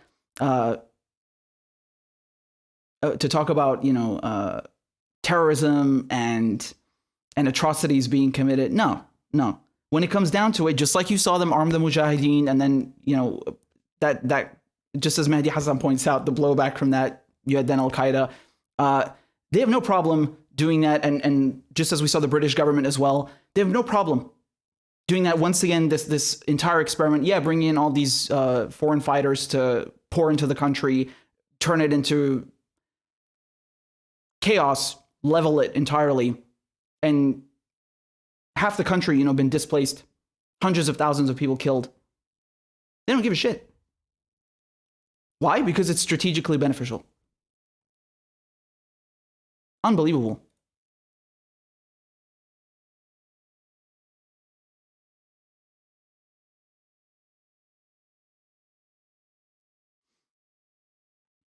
All right, guys, we got 375 people watching. Make sure that you've hit the like button if you haven't already. And I'm going to try and get to your questions in a second.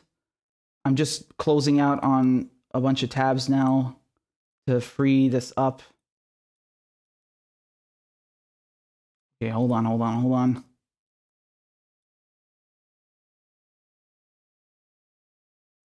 Okay, wonderful. I'm just going to start reading your super chats. So thank you very much for all of your donations and for supporting the show. Real Politics says, what's good about AOC Exposed is now we can talk clearly about G&D as corporate ploy, a Green New Deal as a corporate ploy to unleash digital capitalism as neoliberalism fails. Check the receipts at the blog's Art of Annihilation and Wrench in the Gears. I mean, just to remind you guys about the Unity task force that the Bernie camp set up with Biden. I mean, that was like, you know, like a pacifier, right? It's like, here, shut up. And then they did nothing, right? If you go and read, AOC was on that Green New Deal task force, right? If you go and read the thing, it's like 100+ pages long. The word fracking does not appear once in the entire thing. Not once. You know why? Because Joe Biden has bragged that he will not ban fracking, right? And Kamala Harris has also affirmed when she was debating Pence, right? She got angry, I think, about that. She was like, no, Joe Biden will not ban fracking. This is not true. Like, they got offended. Like, how dare you even suggest that they would do such a thing? So, I mean, even about that, I feel like they're not even that serious. I'm astonished because this was, once again, a pillar of, you know, her campaign, AOC, something that she ran on alongside Medicare for All. And then she gets rid of Chakrabarti, right? She got rid of him, if you remember. So, from her staff. Jason Kennedy, thank you for the sticker. Kristen, thank you for the sticker. Sean says, well done. I'm so angry, but I feel better when I hear you vent on my behalf. Thank you, Sean. I'm glad to hear that. I'm not sure which segment it was, but regardless, I mean that's very humbling to hear, and I'm glad I can express some shit. It's a lot of shit. Jason Kennedy, thank you again for your sticker. Ryan says Cortez has consistently outed herself as being the monster she hates. I mean, once again, I think that there's a difference between, you know, giving someone the benefit of the doubt and saying, okay, these are growing pains, right? And then there's also realizing when you've been suckered. Now's the time to realize there's been a suckering, right? There's been some tomfoolery, some pussyfooting, as we were talking about last time. There's some bullshit. This is some bullshit, right? And it's not just her. It's not just her. It's all of them, right? That's why I didn't just talk about her. I talked to you about Richie Torres. I talked about Jamal Bowman. I pointed out how they're talking out of both sides of their mouth. I mean, literally in the same breath. By the way, we'll get to Bowman. 1 second. I've been wanting to do this segment. It's good that I remembered. Give me 1 second. I have to do this segment. I wanted to do it last time with you. And it's about Jamal Bowman, right? So you'll give me a second to pull up the article here. Well, there's two, but oh God, this is hilarious. Oh God, we got a new one. But no, that's not the one I'm looking for. This is the one. So I'll get to this in a second. I'll just get through your super chats, right? Oh, Yellow Vest America, it's good to see you, bro. It says, we must primary AOC. I'm ready to donate, organize, create Slacks, something. She must be taken down. I might make a website. Had enough. I mean, I understand. I'm not going to be sad if she gets primaried, right, by like an actual leftist. But again, we shouldn't forget that you need not just electoral politics. You need some direct action. Both. They go hand in hand. But I feel you. Neil Fraser, thank you for the donation. Says from Hong Kong. Great work as always, Richard. Do you think 2021 will be worse in terms of our freedoms than 2020? Thanks. So I'm going to assume that you're talking about the internet, about the censorship that's been going on. No, I think it's going to get worse, man, because I mean, as I was saying before, this is not just about, you know, criticizing Hunter Biden, for example. Like we saw The Intercept wouldn't publish Glenn's article and he ended up resigning because of their censorship, or the New York Post getting their Twitter account locked. It's not just about that. And you had all the people in the media straight up calling it disinformation, right? Like the emails are genuine. No one denied that. Not Joe Biden, not Hunter Biden. No one in the Biden campaign ever denied that those emails were real. when something is real, it's not disinformation. It's just, it's real, right? So the fact that they tried to blanket it with this Russiagate bullshit and say, oh, it's just Russian disinformation is astonishing, right?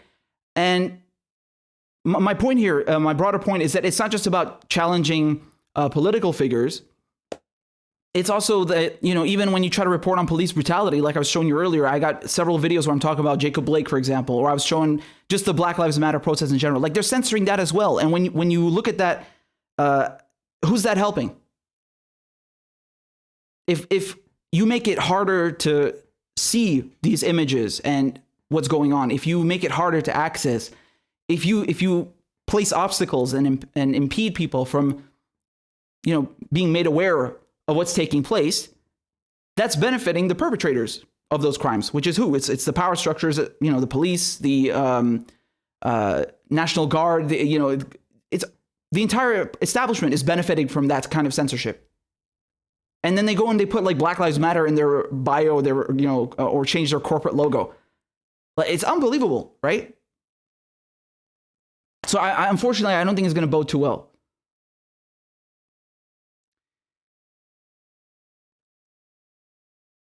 Paula, thank you very much for the sticker. And always, it's good that you're still here. It says, of course, bro, People's Party only succeeds if it rides the wave of a nationwide direct action movement. It has to happen. Yes, and you know, just like right off the bat, I can tell you that the people who are doing hashtag force the vote, the people who are applying pressure about that, who actually showed up in DC, right? Who went to literally force the vote. You know, they understand this. They understand that you can't reform the Democratic Party. You're not going to succeed in that avenue. And they also actually showed up. They actually came. They came through. So, I mean, it's promising, but it's kind of crazy how they were told, like, oh, you have to stay in this area, and you know, if you move 2 inches to the right, you'll be arrested. But when like 1 week later, you have these enormous riots taking place, and they're ushered into the Capitol building. Isn't that a bit suspect? Isn't that a bit weird? So we got a couple of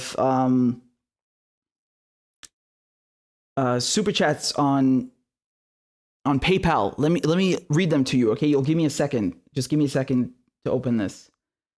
I don't want to miss anybody. Marissa says, love the kifia. Thank you so much. I really appreciate it. Kashika, there's no note attached, but I appreciate it nonetheless. Thank you for the donation. I'm very grateful. And we also got one from Joseph. Also, no note attached, but much appreciated. Thank you very much. And we also got a bunch of donations on Rockfin, which is really cool. You can do that too now. You can give super chats on Rockfin. That is dope. Thomas says, stick with it, Richard. Free Assange. I got you. You know it. Thank you to Jason as well, and thank you to Muhammad and Jason. I'm really grateful. And by the way, I have to play crab dance for you guys. Mandatory, because we got several people who just joined on Rockfin. So I want everybody to give a huge thanks to John, Nicolette, to William, and Rafael. This is dope. This is amazing. Crab dance incoming just for you guys. Thank you. Clap for that, you stupid bastard. And Corn Pop was a bad dude, and he ran a bunch of bad boys. Listen, fuckhead, you have fucking crossed the line, claiming I'm the enemy. You got that, you goddamn son of a bitch? I don't give a fuck what you think, bitch. Good morning. Sunday morning. Cut that bitch off. Why you texting? Why? You're getting nervous, man. Calm down. It's okay. Okay. Suck my dick and choke on it. I yield my time. Fuck you.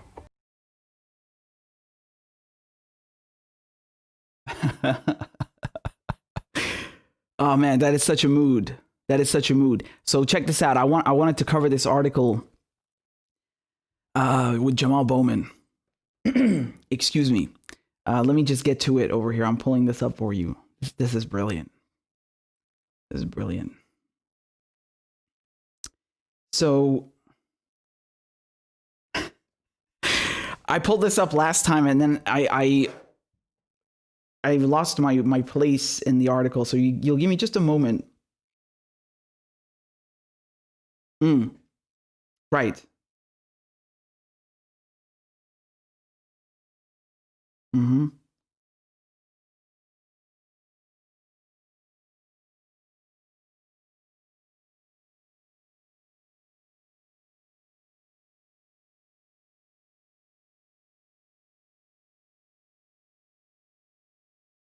Okay.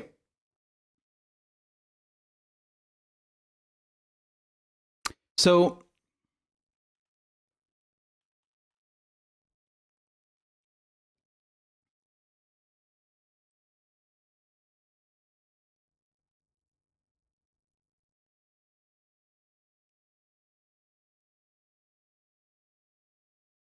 okay. So Jamal Bowman, he got elected to Congress, right? He got sworn in just last week. And if you recall well, he unseated Eliot Engel, right? So that guy, Engel, was one of AIPAC's top people in the U.S. Congress, right? AIPAC being the Zionist lobby. So that was quite an upset until you start reading between the lines, literally, and you see that, oh, actually, there's nothing to worry about. Because just like with every progressive in Congress, there's always a catch. There's always a catch. You scratch just a little bit beneath the surface. You start reading between the lines. You look at their foreign policy, and you find it.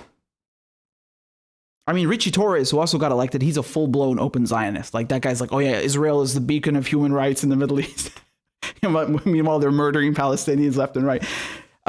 No, Jamal Bowman, he's interesting, right? So I've covered him before. For example, he got called out. It was an open letter from Rabbi Weiss, and he was worried that, if you get rid of our friend Eliot Engel, I mean, what are we going to do? Because he's a great friend of Israel. So, that this is a problem. And you've said some concerning things before. He said, I can't even remember what it was. It was some like mild thing. Like, I'm concerned about the rights of Palestinians. Like, that's the mildest thing you can possibly say. And I think Bowman said that once. And so this rabbi was really concerned, right? Weiss was really concerned. And then Jamal Bowman answers him as well with an open letter and says, oh, you got nothing to worry about. I oppose BDS. And I read that, and I'm like, oh, wow. Another great progressive, just like Ayanna Pressley and Ro Khanna voting against BDS, right? Like, there we go. And Barack Obama, if you go and look at Bowman's Twitter, he specifically says that Barack Obama read his open letter, and that's why he called him up and endorsed him. So, he was so impressed by the fact that he is an ally of the Zionist occupation that he called him up and endorsed him. Now, in December, so last month, Jamal Bowman, he does an interview, okay? And this is with the Jewish Telegraphic Agency, okay? And he gets asked over here about Israel-Palestine, okay? And look at what he says over here. I hope you can see this now, right? So look what he says. So I've never felt pulled in a way where I need to take one side over another. I am a progressive. I am a liberal. I am more of a human rights advocate than anything else. So I used to say throughout the campaign, like, I feel sometimes hypocritical speaking about Israel, and I've never been there. Well, look, Jamal, that's okay. No one's ever been to Israel because it doesn't exist. You mean Palestine. It's okay, though. So he goes on to say, I just read about and had conversations about it. So I'll add an opinion if I'm asked, but I try not to wade into waters that may be a little bit too deep for me as someone who's not a part of the community. Aha. Now that's really interesting. That's really interesting because you as a congressperson who's just been elected to the United States Congress, okay, as a Democrat, now he claims that, oh, I don't want to get involved with that. It's not my place. I'm not part of that community. No. It is extremely valid to question your position because you just got rid of Elliot Engel. I mean, you got Zionists themselves asking you, where do you stand on this issue? So don't come around now and be like, oh, I don't want to pick a side. As if the issue is not clear enough. You have an illegal occupation with nuclear warheads, chemical weapons, the full logistical, military, political support of the West, crapping all over millions of Palestinians. Millions have been exiled. You got, one of the biggest open air prison on the planet, Gaza, under siege. You have Palestinians having their rights violated on a daily basis. They throwing rocks against people who have tanks and nukes. And you don't know how to weigh in on this issue? No, weigh in on the issue. Weigh in on the issue. I want you to weigh in on the issue, right? You just said that you're a human rights advocate more than anything else, right? You just said that.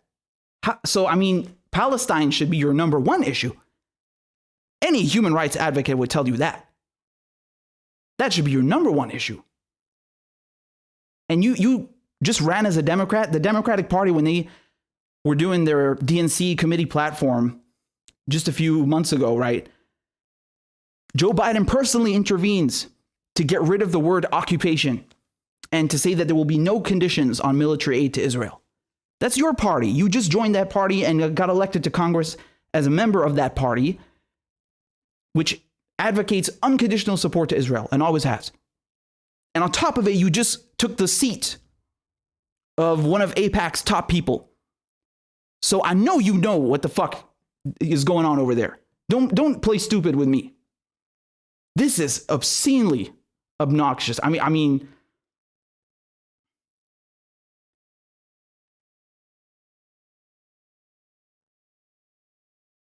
he goes on over here to make it about Benjamin Netanyahu, okay? Now listen, man. Yes, Netanyahu is a piece of crap, but this did not start with Netanyahu, all right? I mean, you could equally call out, for example, your party, just like I did. I just called out your party. I just called out Joe Biden.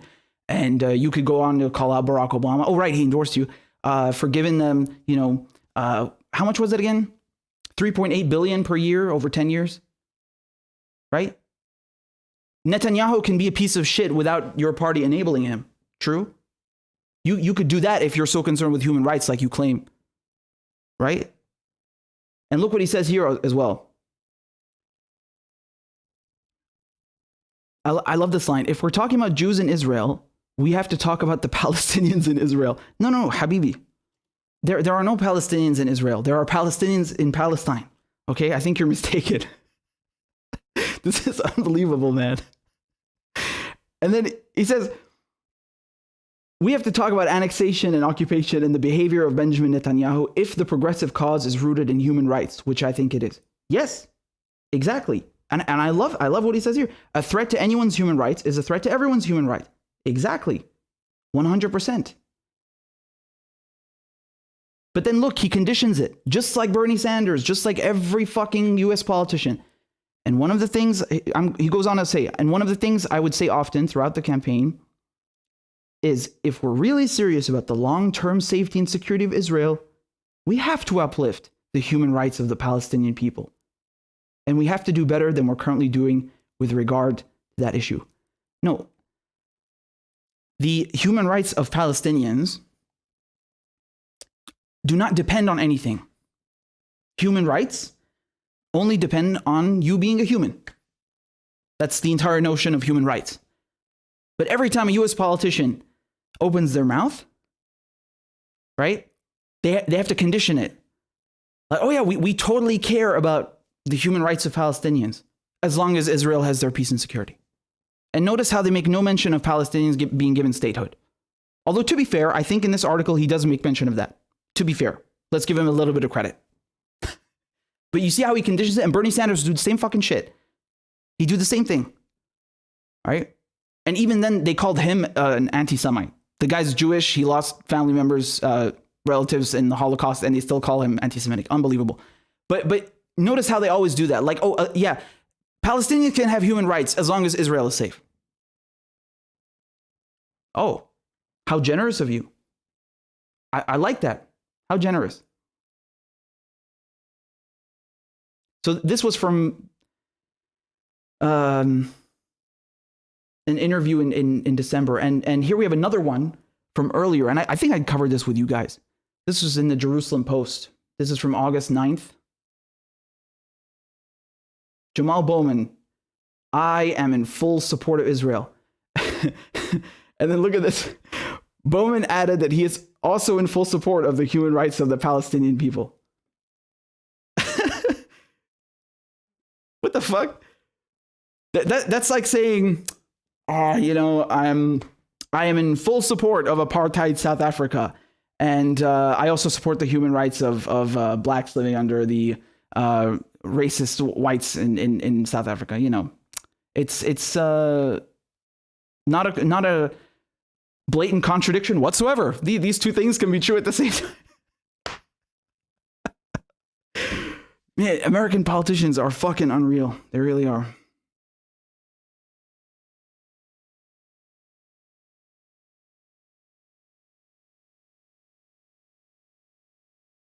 And you know what's funny? You'll still see stuff like this. This is from January 10th. Okay? And this is in the Riverdale Press. And I think this is the exact publication where we had this exchange of the open letter between Rabbi Weiss and Bowman. And so the headline reads, Israel is under attack by Bowman and the squad. No, the fuck it's not. No, it's not. That's so hilarious, man. This is so funny. This is like, you know, what's the term I'm looking for again? You know, it's a fake opposition. That's what it is. Like, oh my God, watch out for these progressives. They're going to dismantle the Zionist state by single-handedly. These 5 people, they're going to do it. We're warning you. We're telling you. Yo, Bowman's come out and said he doesn't support BDS. BDS boycott, divestment, sanctions is the most basic, mundane form of protest that you could possibly carry out, right? It's just a boycott. It's a non-violent, peaceful protest. And even that, Bowman comes out and says, fuck you, I don't support it, I oppose it, fuck you. And Ro Khanna says that too, and Ayanna Pressley. Like, they had a motion, they voted against this, they voted to condemn it, rather. So they voted to condemn it. To be fair, if I recall correctly, AOC did not. Which, it's amazing that I have to give people credit for that. Like, wow, thank you so much for not voting to condemn, peaceful protest by stateless people that have been under military occupation for 70 years. How nice. How generous of you. So this is absolutely hilarious. When's the last time that you heard Bowman and the squad criticize Israel? Can anyone tell me? Because I don't remember at all. When's the last time that you heard them fight for Palestinian statehood? I think there was one time where Rashida Tlaib, she wanted to visit Palestine, and I think she wanted to go with Ilhan Omar, and Israel didn't want to give them visas. Again, absolutely amazing, right? Like, a Palestinian woman needs a visa to go to Palestine. And in the end, because of pressure, they said, okay, we'll let you in. And then out of protest, Rashida Tlaib and Ilhan Omar refused to go, if I recall correctly. And Rashida Tlaib still has a grandmother there, right?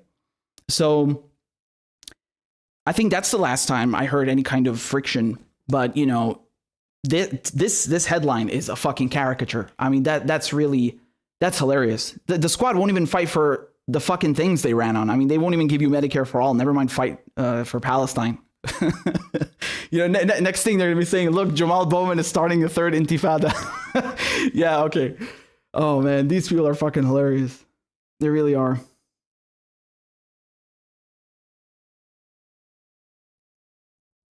And again, they're talking about like about the these boycotts. So they're referring to BDS. You have nothing to worry about. You have nothing to worry about because no one is going to stand up for that in the Democratic Party. Rest assured. Rest assured. Joe Biden is coming in now. You got a blue House. You got a blue Senate. You got a blue White House. You'll get your cash. Kamala Harris, Joe Biden, they're huge fucking Zionists, right? They love AIPAC. Kamala Harris has been at the AIPAC conference tons of times. Joe Biden says, I'm a Zionist. He said that. You don't have to be a Jew to be a Zionist. I'm a Zionist. Right? You got nothing to worry about. No one's going to stand up to them. They won't even stand up for their own citizens. Never mind Palestinians. Oh, man. So, yeah, I just wanted to show you how they're full of shit, right? These progressives, they come along and tell you, oh, yeah, our politics. Look, like in the same sentence, they will bullshit you in the same sentence. They're like, my politics, man, my whole career, my ideology is rooted in human rights. Oh, by the way, I support apartheid against Palestinians. Wow. Wow. Don't worry, guys. If we keep electing progressives, right? If you keep electing progressives, then maybe in a few decades, you'll have enough people in Congress who support Palestinians' human rights and also support Israel's occupation of Palestine. Great. We're making progress now, right? Oh my God.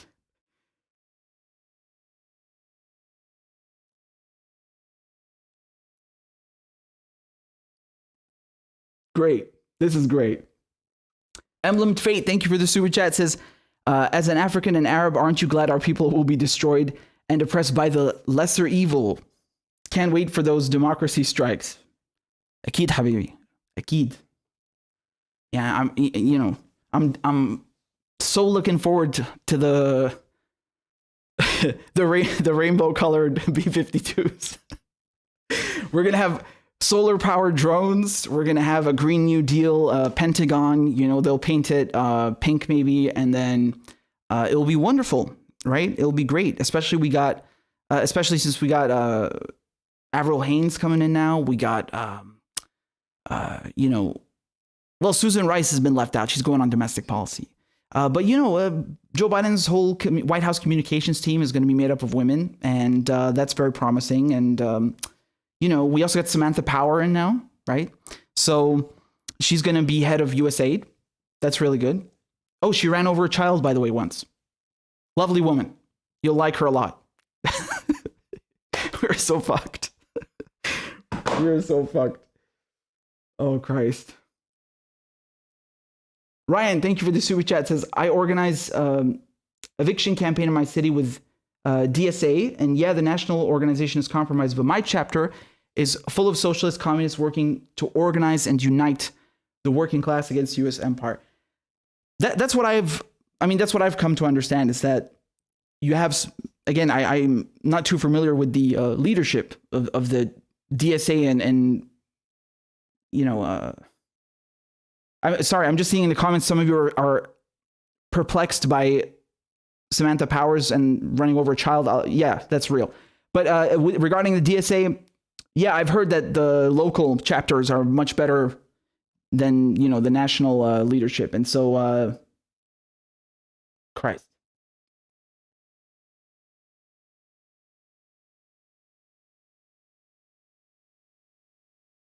Yep. So give me a second. I had this pulled up for you. One second. I don't know if I'll find it again. I did a long interview with Kevin Gustola. It's going to be up about Biden's cabinet picks. But this was before he picked Samantha Powers. So let's get to Samantha Powers, right? I keep calling her Powers. It's Power, right? No S. She only has one. Okay, so Joe Biden is, as you know, he's busy picking a rainbow coalition for his incoming death cult administration. And so, you know, we saw him pick an all-female White House communications team. He also picked Avril Haines, who's former CIA. She's also one of the architects of Obama's drone program and the legal framework that it encompassed it. And, you know, he also made sure to put the first black man in charge of the Pentagon, right? Lloyd Austin. And so we have a very diverse cabinet coming in, right? They're going to paint all the drones pink, rainbow colored B-52s, you name it. Okay, more diversity while killing people of color. So now the latest pick that we've gotten is Samantha Power. So Biden has picked her to lead USAID. Okay. I don't know if some of you remember her. She used to be the U.S. ambassador to the UN during the Obama years. Maybe you remember her. She's extremely intolerable and obnoxious. And so, yeah, Joe Biden, he's named her to head the U.S. Agency for International Development, citing her deep experience addressing crises around the world. Quote, there is simply no one better placed to ensure our development agenda is a core pillar of our foreign policy. Sounds like a lovely woman, doesn't she? I have several articles pulled up, by the way. We'll get to what she did before. So he says, Power said after the appointment, our security is connected to the security of people who live elsewhere. Many of the issues we in the U.S. are grappling with, the pandemic, the economic crises, climate consequences, threats to the rule of law, even to democracy. These are issues that people all around the world are grappling with. Please, you've done enough. We're good. You've done enough. Go away. Go away. So I'm gonna get to her qualifications in a second. Are you ready? You know she served under the Obama years. You know what that means. She's tasted blood and she likes it. The longtime human rights advocate, served as ambassador to the UN under Barack Obama from 2013 to 2017. Power also served as a White House national security staffer under Obama from 2009 to 2013. As a former journalist, she won a Pulitzer Prize for her book. Wow.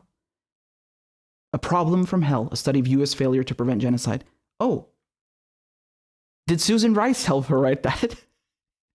Christ. Susan Rice and her role in Rwanda, I mean, Power covered the war in Bosnia in the 1990s as a freelance correspondent. Power clashed badly with Obama over whether the U.S. should intervene militarily in the war in Syria. Aha. A cloud that hangs over the legacy of the Obama administration.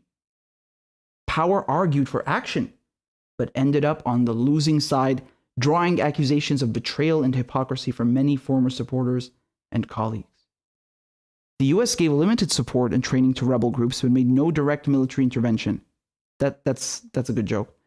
Even after Bashar al-Assad crossed Obama's, quote, red line on chemical weapons, killing hundreds in rebel-held suburbs of Damascus with a sarin gas attack in 2013. So, this is what I love about the mainstream media, right? They'll say like, she's a warmonger and she didn't get her way, which was really a shame. And, it is what it is. Fortunately, though, she'll be put back in a position of power where hopefully maybe she can carry out further atrocities, right? But she's a woman, so it's great. They were saying the same thing, by the way, about, what's his name, Blinken. that, he was, there was some friction because he was in support of intervening in Syria and Obama didn't intervene. And again, they make this assertion here that, Obama administration never interfered in Syria. What the fuck does that mean? If you're giving military support, you're giving weapons, logistical support, supplies to fucking rebel groups, how are you not intervening? You literally have fucking troops there wearing your flag. You had special forces conducting operations there. You've intervened in every capacity, not just directly, also indirectly through proxies. Who wrote this? Like, this is such a brazen denial of reality. I mean, it's obscene. It's like saying, 2 + 2 = 15. What the fuck are you talking about? Lunacy. Like, they still parrot this bullshit years fucking later. And so, again, with the sarin gas attack, what's really interesting here is, they forget to mention that after this happened in 2014, the OPCW, with the US, the whole international community, dismantled Syria's entire chemical weapons stockpile in 2014. And then they come back and tell you, oh no, but there was a gas attack in 2018. With what fucking weapons? And they still lie about that, right? The New York Times still, they have never retracted their bullshit about the Duma gas attack. Everyone, they still parrot it to this day. Unbelievable. So, as I was saying before, one of her other qualifications, right? She ran over a child in Cameroon. Her convoy, at least. Right? Killed a child in Cameroon. And of course, nothing happens. Right? Power said she learned of the death with great sorrow. The motorcade was moving at a fast clip, exceeding 60 miles per hour. So they ran over this kid, okay? The vehicle that hit the boy initially stopped, but was ordered by American security forces to continue traveling through the unsecured area. They fucking ran this kid over and then rushed away.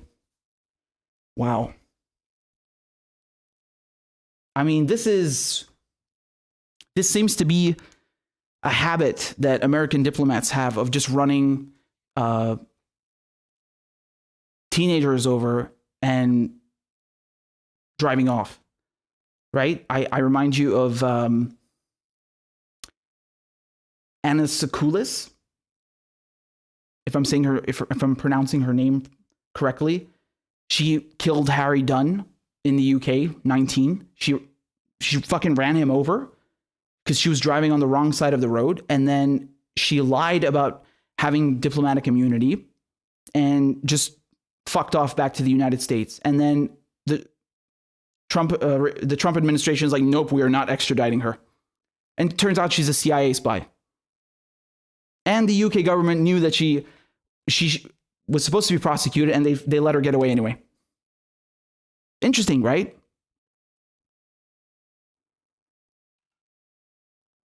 So the UK government has no problem making Julian Assange suffer,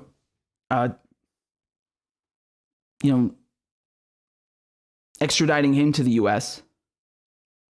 And then, blocking the extradition last week based on only medical grounds and approving all the political nonsense. They have no problem with that, catering to the United States. But when one of their own citizens, a fellow citizen, is killed in a hit and run, they don't do anything. They just fucking roll out a red carpet. Here, please escape, go away. And then Trump brought Harry Dunn's parents to the Oval Office and tried to fucking bribe them. He tried to fucking bribe them with money to stop, pushing for charges. And of course, the case is not going anywhere because neither the UK government nor the US government are doing anything. So this seems to be a habit with US diplomats where they just fucking do hit and runs and, they're never held accountable. It's whatever.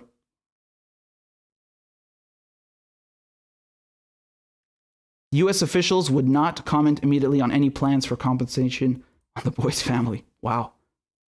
It's like, you know, they're not people, right? If they're not American, then they're not people in their eyes. Unbelievable. So this is the fine woman of such high caliber and character that Joe Biden has chosen to head the U.S. aid.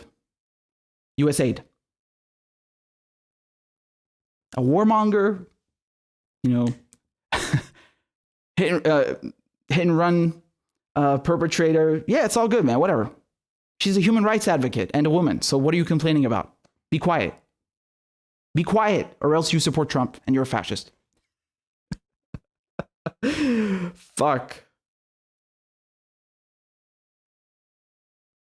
Lissy, thank you so much for the super chat. Nelson, thank you as well for the super chat. I really appreciate it. Just before I go, guys, I'm just going to check if we have hit the magic number or not. Give me 1 second. I'm just checking over here. Wow. 380. We are 20 people away from hitting our goal on Patreon. So I need to update this thermometer over here, but we're doing pretty good, man. We're doing pretty good. 20 people away till we hit our goal. This is great. This is wonderful. So thank you. Thank you so much for supporting the show. If you'd like me to play crab dance, go ahead and join on Patreon and support independent media. As much as you like, as little as you like, whatever.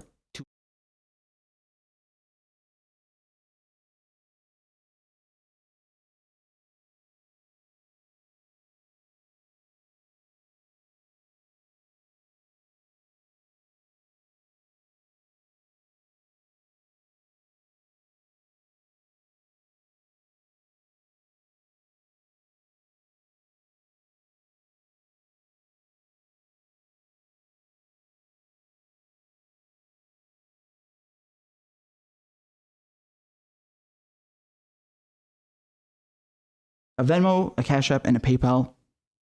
And I appreciate all your support. Thank you very much. Corn Pop was a bad dude. Yes, I know.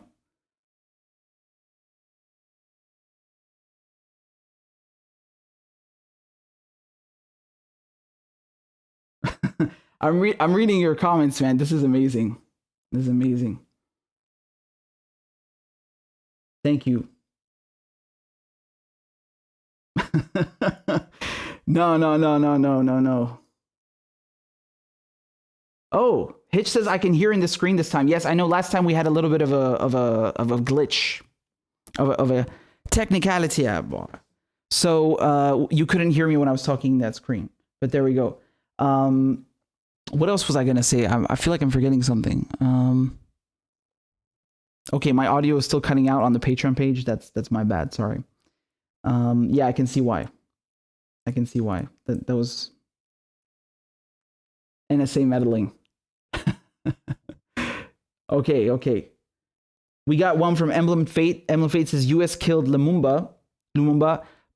Lumumba. 70 years later, Congo kids are dying in iPhone mines. We aren't people to them. We're just in the way. Again, that coltan, right? This mineral that they put in the chips. It's horrendous, and you know that's also another thing that they don't even touch. It's insane. Roos says, how much money would it take for you to endorse Biden? I'm offended by this question. I'm offended. Now, Corn Pop, that's a different story. I might endorse Corn Pop because, you know, he was a bad dude. So, all right, guys, I'm out. But